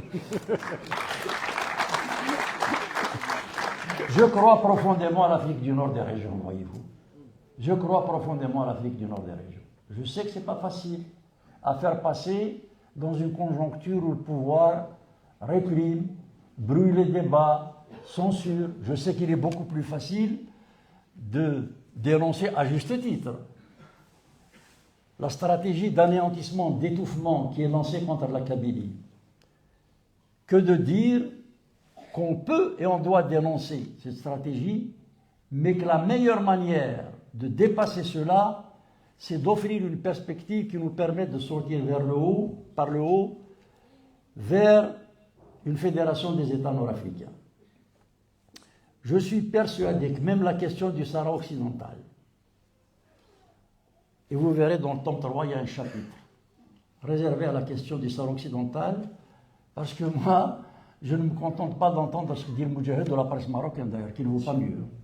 Sur ce registre-là, je me suis rendu là-bas pendant 4 jours, et donc j'ai été voir le Polisario, j'ai discuté avec Mohamed Abdelaziz, le président à l'époque, pour me faire ma propre opinion. Cette question qui empoisonne le destin nord-africain ne trouvera sa véritable solution que dans le cadre de la construction des États nord-africains. Est-ce que vous savez qu'en Europe, il y avait plus d'échanges commerciaux entre la région, à un moment donné, entre la région Rhône-Alpes et la Bavière, contre la région Rhône-Alpes et PACA, qui est toute proche. Hein?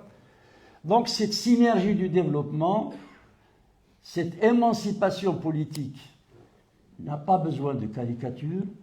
Si je voulais effectivement exploiter les abus du pouvoir aujourd'hui, je sais ce qu'il faut dire aux jeunes pour les amener à se révolter. Mais je n'ai pas envie de les envoyer au charmé ou en prison. Je sais qu'il est beaucoup plus difficile de donner des arguments qui apprennent aux gens à défendre des positions qui sont payantes à terme, mais qui ne sont pas toujours audibles dans un moment de colère. Je crois que c'était Tocqueville qui disait, je cite de mémoire, qu'une idée fausse mais courte peut être plus facile à entendre qu'une idée juste mais complexe. Je pense vous avoir répondu. Et on ne sera pas d'accord. Voilà. Alors, le Hirak. D'abord, je n'aime pas ce terme, même si je sais qu'il a été largement diffusé. Pourquoi je ne l'aime pas? Parce que je suis un Nord-Africain convaincu. Et pourquoi je ne l'aime pas? Parce que j'ai suivi l'insurrection du RIF, je ne sais pas si vous vous rappelez, où le RIF a été en effervescence pendant 6 mois. Et à la suite d'une injustice commise par un policier, un jeune qui a été broyé par une benne, etc. Bref, le RIF, qui est une position un peu singulière au Maroc, un peu comme la Kabylie en Algérie, est entré en insurrection une nouvelle fois. Une bonne partie des régions marocaines s'étaient solidarisées avec l'injustice dont était victime cette région. Il a suffi que des islamistes partis de Hollande, il y a une grosse communauté marocaine en Hollande, investissent les mosquées, ramènent les débats de l'insurrection rifaine dans les mosquées pour que l'ensemble des solidarités régionales et des cadres, des classes moyennes, commencent à s'effilocher. Et cette insurrection qui s'appelait Fenkara, ça veut dire le soulèvement en Amazigh au Rif, a été indexé par les islamistes du terme Hirak, ça veut dire mouvement, haraka, en arabe. Et les islamistes qui, eux, travaillent, ont pris le terme par lequel on a dévoyé l'insurrection rifaine pour coller à l'insurrection citoyenne algérienne qui ne s'appelait pas Hirak au début. Je commence donc par dire que ce terme me gêne beaucoup. Maintenant, j'ai manifesté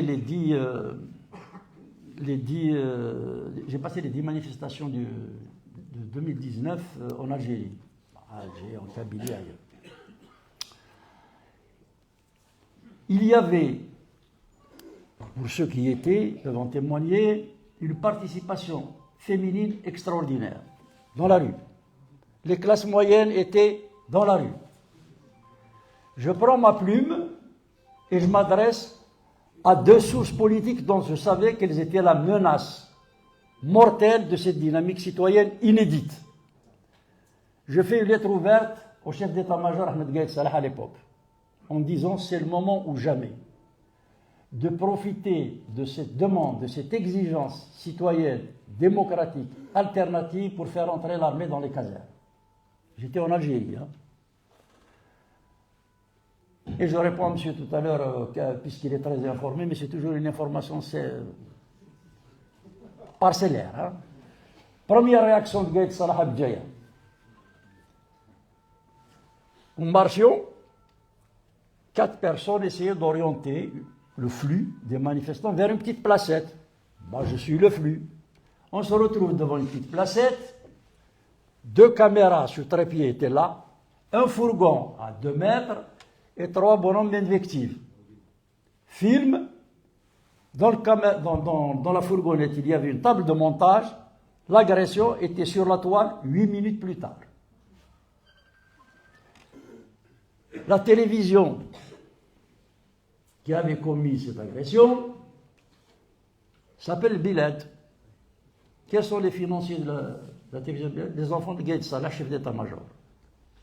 Quel était le responsable de l'antenne de budget de cette télévision? Le président du comité de campagne électorale de Bouteflika. Monsieur, je pense que vous aviez un peu ces informations. Non, vous n'avez pas celle-là. Vous savez simplement ce qu'a dit Rachid, ça vous le savez. Malish. Non, ce que je veux dire c'est que eux, ils travaillent. Donc, première réaction, Gaïd Salah par l'intermédiaire de Bilad. Deuxième réaction, agression à Marseille par un affidé d'Arachat, que vous avez tous suivi. Et donc, quand j'interviens, je disais, attention, l'armée doit se retirer à la faveur de ce mouvement. Il y va de son intérêt et de celui du destin du pays. Nous avons 2 adversaires en Algérie, c'est le militarisme et l'islamisme, qui ne sont pas toujours en opposition sur les objectifs sociétaux. Et quand j'ai dit dans la deuxième partie de mes interventions sur mon page Facebook, qu'on va dire assez raisonnablement suivi, que si jamais l'islamisme s'invite dans cette dynamique, c'est la mort. Et que le pouvoir fera tout pour le rendre visible dans cette dynamique citoyenne pour provoquer l'appréhension de l'engagement populaire qui était uni, pacifique, revendiquant clairement, mais sans ambiguïté, l'idée d'un changement de système. Et ça n'a pas raté. Dès que les islamistes du fils, mais enfin actuellement Rachid, ont commencé à mobiliser leur télévision de l'étranger pour s'inviter dans le débat, les femmes ont disparu, les classes moyennes ont disparu, le déclin du mouvement a commencé jusqu'à son extinction, favorisée, il est vrai, par la Covid. Pour autant, et puisqu'on est en train de débattre de manière adulte et raisonnable, ça ne suffit pas pour expliquer son extension, l'extinction du Hirak.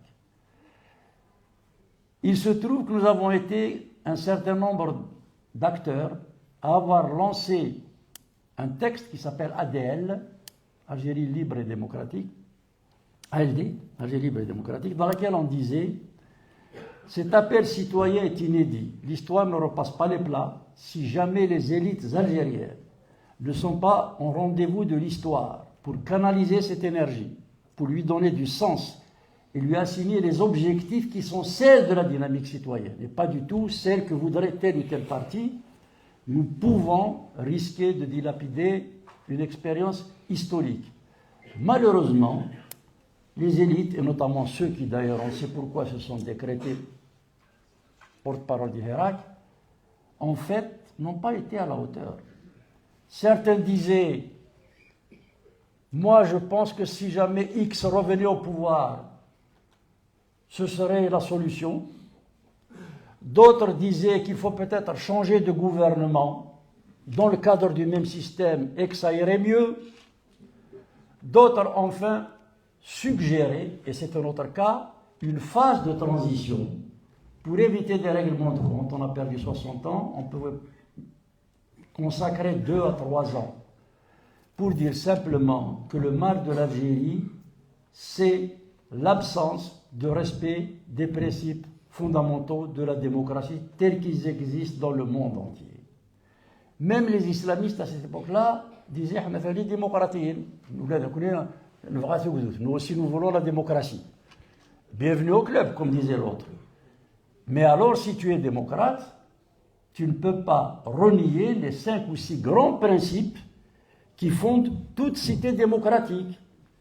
Et lorsque nous nous disions pour un État civil et non militaire et non théocratique, c'est-à-dire on repartait au congrès de la Soumam, les islamistes disaient non, on va dire non militaire, mais la théocratie on va pas l'installer, mais c'est pas la peine d'en parler maintenant. Mais puisque vous ne voulez pas l'installer, pourquoi ça vous gêne qu'on en parle? Dans la ruse permanente. Et je vais vous faire un aveu, j'ai des amis qui ont souffert de la torture des militaires. Je les connais. J'ai vu ça sur leurs traces, les traces sur leur chair. Et ils m'ont dit, si c'est pour encore que ces bonhommes-là reviennent faire ce qu'ils ont commis dans les années 90, je vais laisser les militaires au pouvoir. C'est une personne qui a été torturée et qui porte aujourd'hui encore un problème à sa hanche droite. Il marche avec une canne, qui me l'a dit. Et lorsque les discours islamistes sont arrivés, les élites démocrates n'ont pas su faire preuve de solidarité. Je ne condamne personne, hein, non ça. Je n'en parle pas par défi. Il faut simplement faire une évaluation sérieuse du fait que cette formidable dynamique n'est pas aboutie là où elle devait aboutir. Je pense que dans cette dynamique, il restera dans la mémoire nationale et c'est important. Les images, on a vu à un moment donné 22 millions d'Algériens dans la rue, toutes régions confondues, toutes catégories sociales confondues, demander le changement. Ça va marquer les esprits. Il faudra revenir un jour, mais tout ça se prépare pour recréer les conditions d'une demande citoyenne et ne pas attendre du pouvoir qu'ils entendent le Hirak al-Mubarak, comme on dit. Il gagnait du temps. Il ne pouvait pas dire non au Hirak. Le peuple était dans la rue. Il disait, vous avez raison, on vous a entendu. Sous-entendu, restez comme vous êtes en attendant que ça s'essouffle. Et on a entendu des cadres démocrates dire, il ne faut surtout pas organiser le Hirak. Alors, il ne faut pas être paranoïaque non plus. Je pense que certains le disaient de bonne foi. C'est sympathique, le peuple dans la rue qui va tourner chaque vendredi, il va venir, il va se défouler, vive le peuple, etc. C'est émouvant, c'est très agréable. Sauf que je sais aussi que des escouades de la police politique étaient infiltrés dans les manifestants. اللي يحب يهضر مع الشعب يحبط للشارع وين يبغى نادي مسليك وذوك يصب Celui qui veut parler avec le peuple est dans la rue. Il n'a qu'à venir discuter avec le peuple dans la rue. Sous-entendu, il ne faut surtout pas offrir un cadre qui donne du sens à cette dynamique. Donc, nous avons été tous, peu ou prou, responsables effectivement de l'essoufflement. Mais, dans la mémoire algérienne, il s'est imprimé une formidable espérance. Ça restera un souvenir qui, psychologiquement, peut féconder d'autres expériences, même si aujourd'hui, effectivement, il y a un assèchement d'une sève qui aurait pu servir à fertiliser la nation. Quel message à la jeunesse?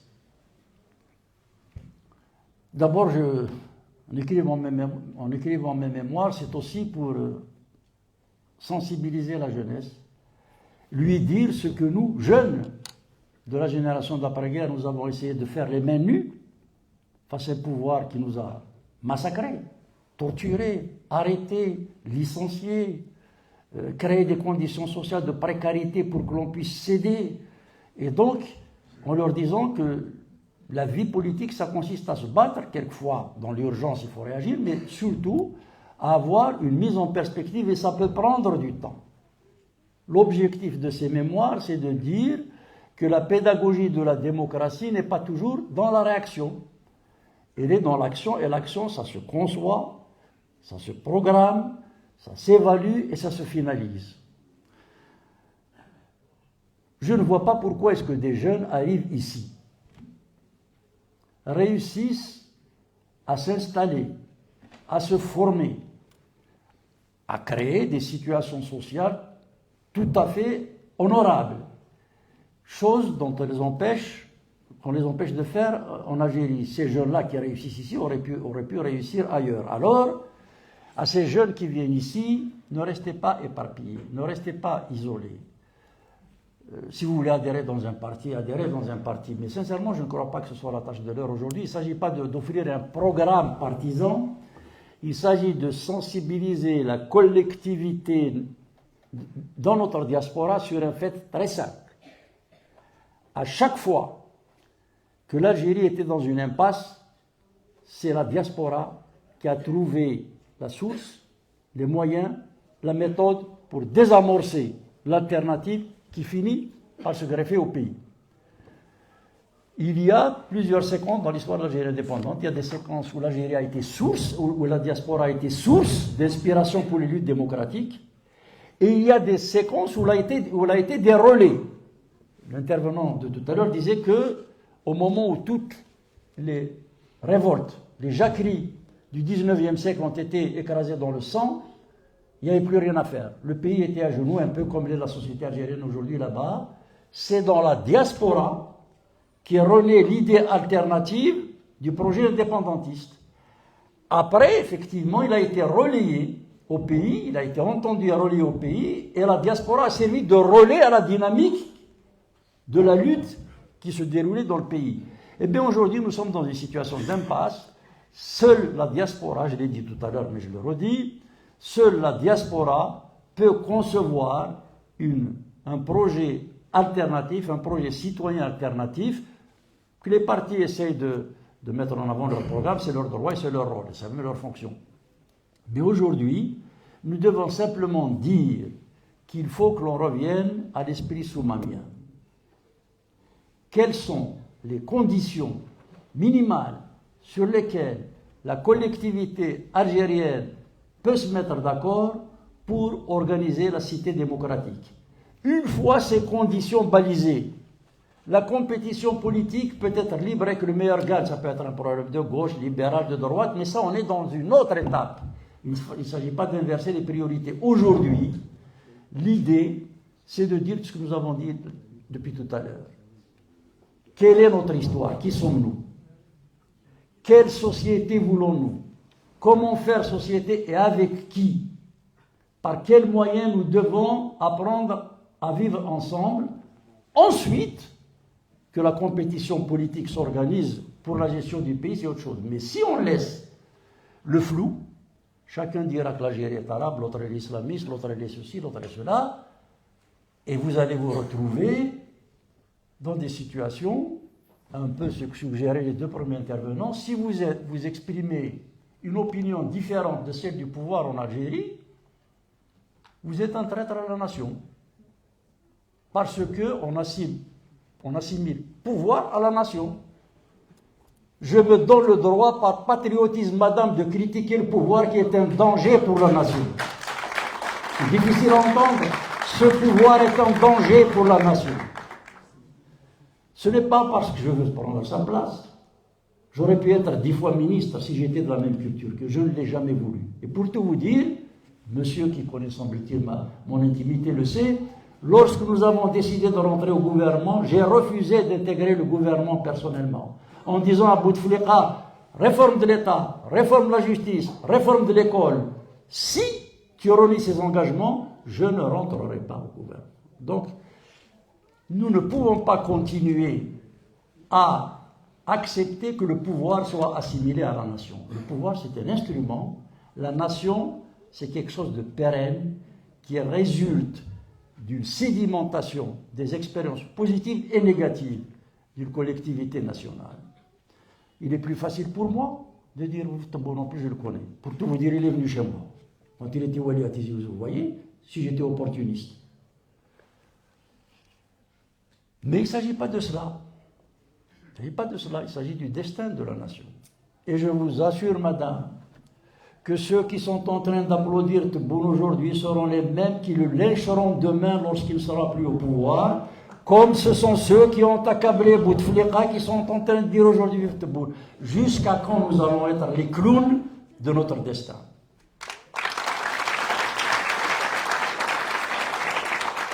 Est-ce que l'Algérie va s'effondrer? Pour que la jeunesse le sache. Il y a un risque d'effondrement. Ce ne sont plus les représentations consulaires et diplomatiques de l'Algérie qui établissent des connexions avec notre communauté émigrée. C'est la mosquée de Paris qui fait office de représentation. Encore une fois, je ne cible pas les individus qui en sont en charge de cette institution. Ce n'est pas ça le problème. Je dis simplement qu'à force de jouer ce jeu-là, on finit toujours par être débordé. Lorsqu'il a fallu gratifier les jeunes de la communauté émigrée, à l'occasion des Jeux méditerranéens qui se sont déroulés à Oran, c'est pas très vieux là, on a fait venir 29, je crois, associations de jeunes de la diaspora, ce qui est une excellente chose. Rétablir le contact entre des jeunes qui n'ont pas toujours les moyens de se payer des voyages, dont les familles sont dans la précarité, etc. C'est une excellente chose. Sauf qu'en regardant de près, on s'est rendu compte que ces 29 associations étaient toutes des associations religieuses, listées et proposées par la mosquée de Paris. Que fait l'ambassade? Je n'ai pas trouvé, je peux me tromper, j'ai essayé de me renseigner, je n'ai pas trouvé une seule association de jeunes, et il y en a, qui collectent des dons pour envoyer des médicaments, des vêtements, des jouets aux enfants. Il y en a même une qui a envoyé plus de 7000 livres au café littéraire qui existe en Kabylie. Bon, je sais pas, vous ne savez pas ce que c'est, mais les comités de village organisent ce qu'ils appellent des cafés littéraires, ils invitent des auteurs pour pouvoir s'exprimer. C'est excellent, hein, j'en ai animé quelques-uns, c'est absolument fondamental. Sauf que, là ça va donner raison à notre ami qui me proposait de faire une replongée dans mon village, sauf que le pouvoir vient de les interdire, ces cafés littéraires. Vous voyez, le danger sur la nation algérienne, c'est les cafés littéraires. Donc la jeunesse dans la diaspora doit continuer à se mobiliser. Je le dis avec beaucoup de peine. J'aurais bien voulu que les institutions de mon pays, qu'elles soient diplomatiques, qu'elles soient sécuritaires, qu'elles soient politiques, qu'elles soient économiques, qu'elles soient judiciaires, soient dédiées à l'émancipation de la collectivité nationale. Ce n'est pas le cas. Je ne m'en réjouis pas, ce n'est pas le cas. Donc c'est à la jeunesse dans la diaspora d'essayer de faire ce qu'ont fait les jeunes de Solidarité démocratique pour sensibiliser, programmer des activités, signaler des abus, organiser des solidarités, en attendant que tout cela se transforme en dynamique qui donne de la visibilité aux figures de notre diaspora qui ont beaucoup de courage, qui ont beaucoup de talent, mais qui ne trouvent pas de lieu où on peut les voir, pour dire les choses très clairement et très simplement, ce que font les islamistes, qui crient au scandale à chaque fois qu'un Algérien est agressé, souvent d'ailleurs pour de mauvaises raisons. C'est un musulman qui est agressé. Mais pourquoi veux-tu que ce soit un musulman? Peut-être qu'il n'est même pas croyant. Pourquoi tu veux récupérer ce bonhomme-là? Eh bien nous on dit non, c'est un citoyen de notre communauté qui est agressé. C'est tout. Ne me réduis pas à mon statut de musulman. Je crois ou je ne crois pas, de quoi je me mêle, ce n'est pas ton problème. Donc il faut qu'on crée un courant qui soit un courant faisant émerger la citoyenneté dans la diaspora. Ça facilitera l'intégration dans le pays d'accueil et ça fera écho aux luttes démocratiques du pays d'origine.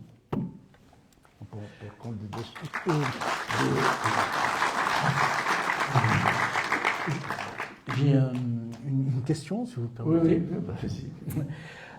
Souvent on parle pour revenir de la mémoire entre l'Algérie et la France, d'écriture commune. Que pensez-vous de cela, de l'écriture commune de l'histoire? Que pensez-vous de cela? Surtout quand on sait qu'il y a eu des événements, par exemple en 2021, le président de la République, Macron, avait d'ailleurs, de façon inhabituelle, été très critique contre le régime. Il avait dit à propos de l'écriture algérienne, côté algérien, de l'histoire, qu'elle a été totalement réécrite, entendu que ça ne correspond pas à la réalité des faits. Et plus tard, une année après, d'autres propos complètement contraires, où il parle d'apaisement mémoriel, etc. Donc, que pensez-vous de cette question? Il y a deux questions dans votre intervention. La première, c'est est-ce que la position de Macron est cohérente sur la question algérienne? Oui. La deuxième, que peut-on penser de cette histoire d'écriture commune, de mémoire commune? Voilà. Je vais commencer par la deuxième. La deuxième question consiste simplement à dire que on ne peut pas avoir une mémoire commune. J'ai entendu la proposition, je ne remets pas en cause le fait que l'idée ait été émise, mais franchement, je n'ai pas compris ce que ça veut dire, entre Algériens, avoir une mémoire commune. On s'est fait la guerre quand même. Et quelle guerre! Moi qui ai vécu la guerre en Kabylie, j'ai vu l'opération Jumelle, je ne peux pas avoir le même vécu, le même ressenti que le jeune de l'arrière-Péninsule ou de l'Ardèche. Ça n'a pas de sens. On ne peut pas avoir le même vécu. L'allemand et le français n'ont pas le même ressenti de la Deuxième Guerre mondiale. Ils ne la vivent pas, ils ne la restituent pas de la même manière. Et c'est très normal tout cela. C'est logique. Ça ne veut pas dire qu'en exposant chacun la manière dont il a ressenti, vécu, compris ces événements, interdit de construire des solidarités, voire même un destin commun. C'est même le préalable. Si on ne trichons pas sur la mémoire, que l'on peut esquisser des perspectives de solidarité. C'est parce que la France et l'Allemagne n'ont pas triché sur leur passé respectif, qui sont aujourd'hui les deux pays, couple moteur de l'Europe, quoi, je veux dire. Ça n'est au contraire. Donc ces émois compassionnels, un peu tiers-mondistes, on s'embrasse sur la bouche, et puis on va faire des concessions aux indigènes, c'est pas grave, ils ont raison, puisqu'ils ont envie d'entendre quelque chose, on va leur dire ce qu'ils ont envie d'entendre, et puis on va passer outre, ça ne mène nulle part. L'Algérie a une histoire, a un ressenti, a un vécu d'une situation conflictuelle difficile qu'elle a opposée à la France. Il faut en parler. Il faut en parler. Et la France, de son côté, doit apprendre à regarder cette cette séquence avec un maximum de lucidité. Elle n'a pas toujours fait. C'est en 1999 qu'une loi a été votée pour parler de guerre d'Algérie. Jusqu'en 1999, on parlait des événements d'Algérie. Un conflit qui a duré 7 ans et demi, qui a mobilisé 2 millions de conscrits, qui a fait 400 000 victimes parmi les indigènes. Alors le coup des 1,5 millions de marqués, passez-moi l'expression, c'est une fumisterie de Bembella, il y a entre nous. Voilà, il a balancé 160. Vous voyez le jeune, où est-ce qu'il était là? De dire des contre-vérités, ça finit par devenir des éléments fondateurs d'une nation. Moi, j'ai discuté avec des démographes, ça n'a pas de sens de dire qu'il y a 1,5 million de marqués. Je vais encore m'accueillir quelques animosités, me faire quelques amitiés là-dessus. Il y avait 10 millions d'Algériens à l'époque. S'il y avait eu, d'après certains démographes, s'il y avait eu 1,5 million de jeunes qui étaient combattants, donc en âge de procréation, la courbe démographique se serait quasiment inversée. Ça n'a pas de sens. Mais en fait, je ferme la parenthèse là-dessus. Pour dire qu'il faut dire la vérité. Donc il ne s'agit pas d'écrire une mémoire commune. Il s'agit que les historiens s'échangent des documents, parlent de manière apaisée de tout. Des harkis, des pieds noirs, des abus, des disparitions, des actes de bravoure de la LN, mais aussi des faces sombres de la LN. Mais si on ne fait pas ça, les premiers perdants, c'est nous. Est-ce que vous savez qu'à ce jour, il n'existe pas un document officiel de l'Algérie indépendante qui parle de l'assassinat d'Aban Ramadan? Un drame national. L'acte originel de la dérive algérienne, il est parti de là-bas. En août 1957 au Caire, sur suggestion de Nasser. Enfin, ça c'est un autre problème. Il n'y a pas un papier officiel aujourd'hui sur la séquestration pendant 20 ans des ossements des colonels Amero Cheikh Ouest. Alors qu'on sait que c'est une décision donnée par Boumediene lui-même, qui a été un sacrilège qui a été commis après l'indépendance. Ce n'est pas en pleine guerre. Donc si on continue à tricher avec ces choses-là, d'abord entre Algériens, et puis entre Algériens et Français, ça ne va pas nous mener bien loin. Je ne crois pas à l'idée d'écrire une mémoire commune. Ça ne nous empêche pas d'entendre la douleur de chacun, y compris celle des pieds noirs. Ça ne nous empêche pas de parler très sereinement de la question des harkis. Une fois que tout cela sera traité de manière adulte, responsable, sereine, apaisée, aussi exhaustive que possible, on peut envisager la façon dont on peut concevoir les relations algéro-françaises.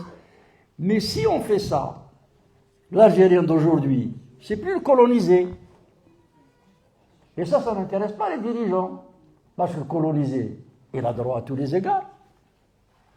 Il a droit à toutes les erreurs. Il a droit à tous les pardons. Il a droit à toutes les réparations. Moi, je ne suis pas un colonisé. Mes parents ont été colonisés, mais je ne revendique pas le statut de colonisé. Je revendique le statut de citoyen dans mon pays. Pas besoin d'être colonisé pour me battre horizontalement, pied à pied avec la France. Il faut défendre les intérêts de mon pays. Ce n'est pas parce que je suis colonisé que j'ai, au fils de colonisé que j'ai raison. Donc, il faut sortir de ce truc-là. Là, maintenant, sur la position d'Emmanuel Macron, je n'ai pas d'explication. J'ai noté comme vous les postures de balancier qui passent d'un extrême à l'autre, entre dire que le régime algérien est un régime militaro-politique qui vit de la rente mémorielle, ce qui est d'ailleurs une vérité. Hein. Franchement, je n'ai pas compris pourquoi le pouvoir algérien a été choqué quand on lui a dit ça. C'est son identité. Voilà. Moi, si on me dit tu t'appelles Saïd Saadi, je ne vais pas être choqué, c'est mon identité. C'était un régime militaro-policier. C'est tout. Je ne sais pas pourquoi est-ce qu'ils sont choqués. Ce qui aurait pu soulever un peu polémique, c'est quand il dit qu'il n'existait pas de nation algérienne avant 1830. Il n'y avait pas de nation au sens constitué, mais ça ne veut pas dire qu'il n'y a pas de conscience nationale. C'est un peu plus compliqué. Bon, bref. Mais pourquoi est-ce que quelques mois plus tard, il est passé à une espèce de relation amoureuse avec Alger? Je n'en sais rien. Je sais simplement qu'il n'obtiendra pas ce qu'il cherche et que les Algériens, enfin le pouvoir algérien, les Algériens veulent tourner la page, que le pouvoir algérien ne lâchera pas la querelle mémorielle tant qu'il ne sera pas un pouvoir légitime, représentatif démocratique.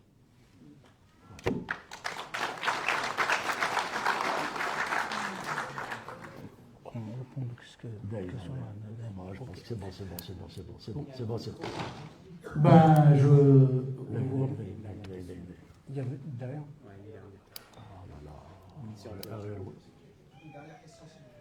روح على الدنيا روح كيف En général, les dernières sont les plus intéressantes. Allez-y. Argent, allez-y.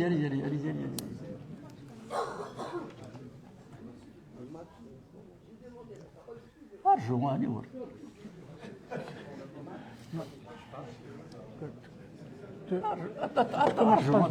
دار رمضان ارجو ثورة ارجو روح علينا tu parles si tu veux pas روح علينا Qu'est-ce que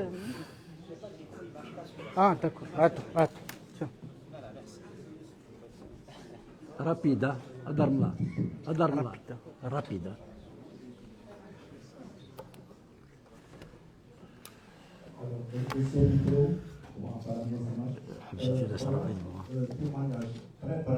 Non, pas de témoignage.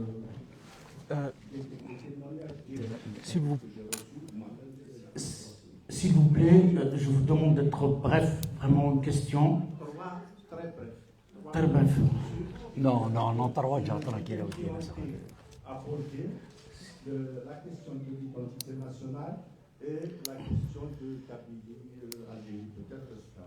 Alors, les trois témoins, le premier, s'agissant de la communauté, c'est lui-même qui, parlant de son action dans les années 40, etc., où il a commencé. S'il vous plaît, parce qu'on a un impératif vis-à-vis de cette salle, je vous donne, s'il vous plaît, pas plus d'une minute là, mais vraiment. Qui, me parlant de Messabi Haj, m'a dit qu'il avait été désigné comme responsable de l'organisation militante qui existait sur l'immigration à l'époque, qu'il avait été désigné, non pas en termes d'un vote anonyme comme ça, mais par une décision politique des responsables de l'époque qui disait qu'il fallait absolument que ce mouvement n'apparaisse pas comme une expression uniquement kabyle, mais que ce soit la question de donc votre question, s'il vous plaît. Et pour cela, il fallait s'il vous plaît, votre question. Ce soir, Messabi. Voilà comment Messabi aurait été désigné d'après Nazem lui-même. Le deuxième, Non. Une question, la question, s'il vous plaît, parce qu'on est obligé de rendre dans la salle. Sur l'Algérie, ceux qui connaissent, qui s'intéressent à l'histoire algérienne, connaissent ces fautes d'appareil de son livre Algérie, un intellectuel français de la fin du 19e siècle. S'il vous plaît. Et parlons justement de cette question d'identité du peuple algérien, il a été mentionné pour ça encore. Donc, pour la colonisation.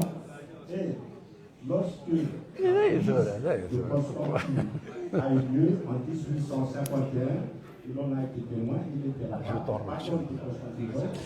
Ah, s'il vous plaît, je suis obligé de vous. On est pressé. L'intérieur des fortifications qui entouraient la ville, c'était Constantine, et à l'extérieur, c'était le pays kabyle. باين صح برافو Non, témoignage. Non. Il y a une question. Je crois qu'il y a quelqu'un qui pose une question. Il y a une dernière question. Voilà. On va prendre deux questions de l'homme, c'est tout. C'est que vous avez. Non, parce qu'il y a le monsieur là, il avait demandé.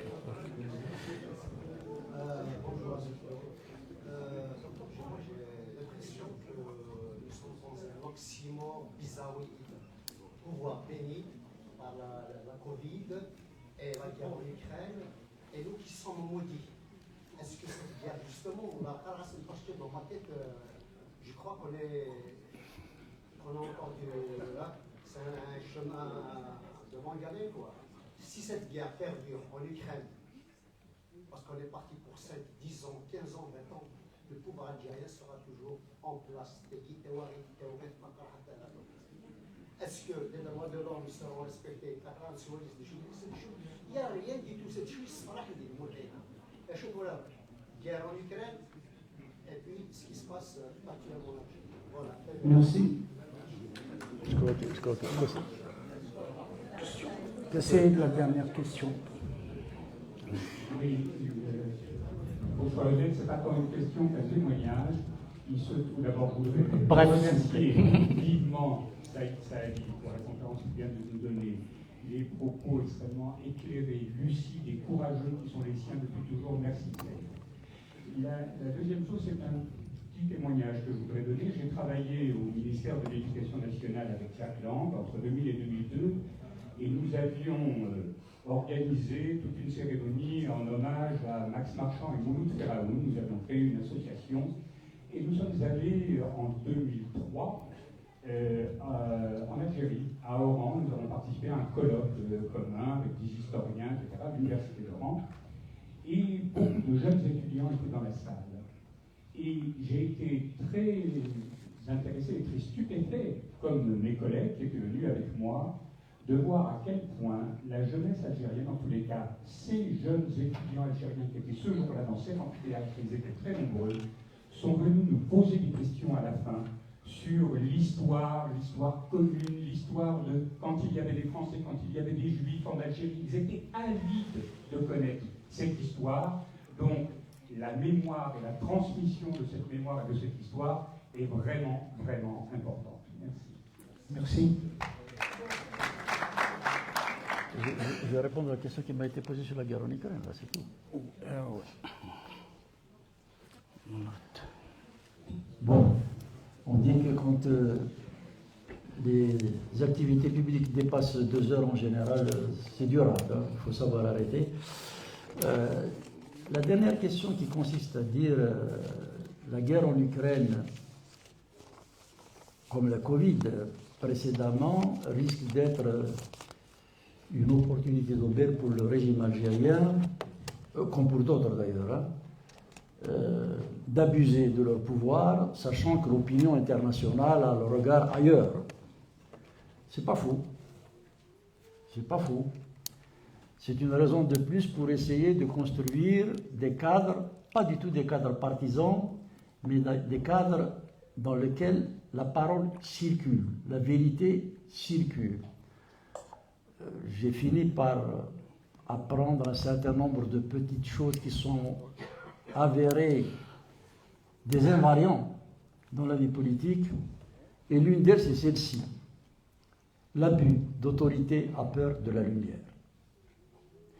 Les régimes despotiques prospèrent lorsqu'ils peuvent imposer leur propagande, lorsqu'ils censurent leurs adversaires, ou bien, plus grave, lorsqu'ils réussissent à aliéner des élites pour en faire ce qu'on appelle des intellectuels organiques. Mais dès qu'il y a débat,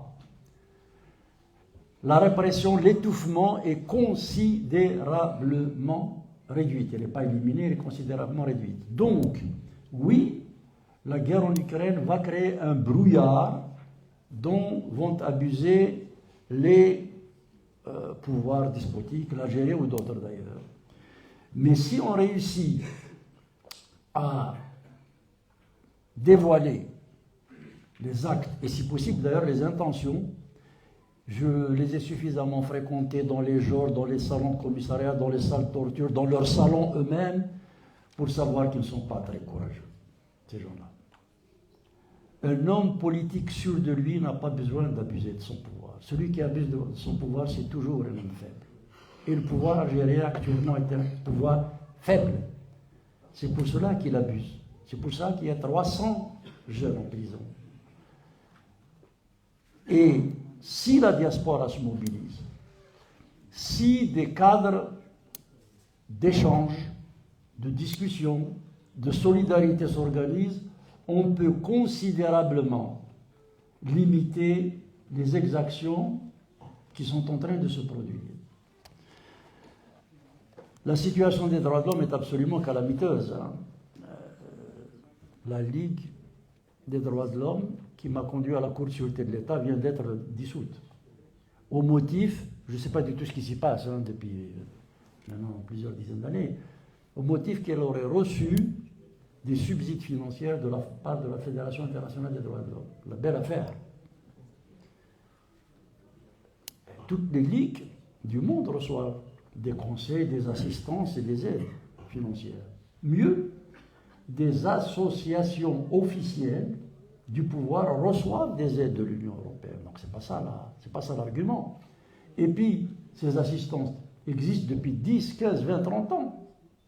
On s'en rappelle maintenant pour les faire condamner maintenant.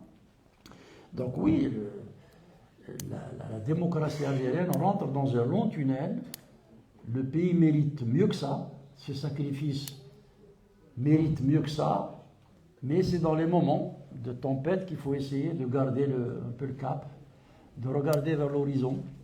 Et il y a toujours une lumière qui s'allume. Mais pour pouvoir l'apercevoir, il faut faire en sorte que le bateau, même s'ils sont seuls, ne coule pas. Et la diaspora est aujourd'hui l'équipage qui peut permettre au vaisseau Algérie de couler. Merci beaucoup. Je vous remercie. Merci beaucoup, docteur, pour la conférence. Je vous remercie. Alors, il y a une vente dédicace à la salle d'Andra. Il y a également, vous pouvez vous restaurer des intérêts.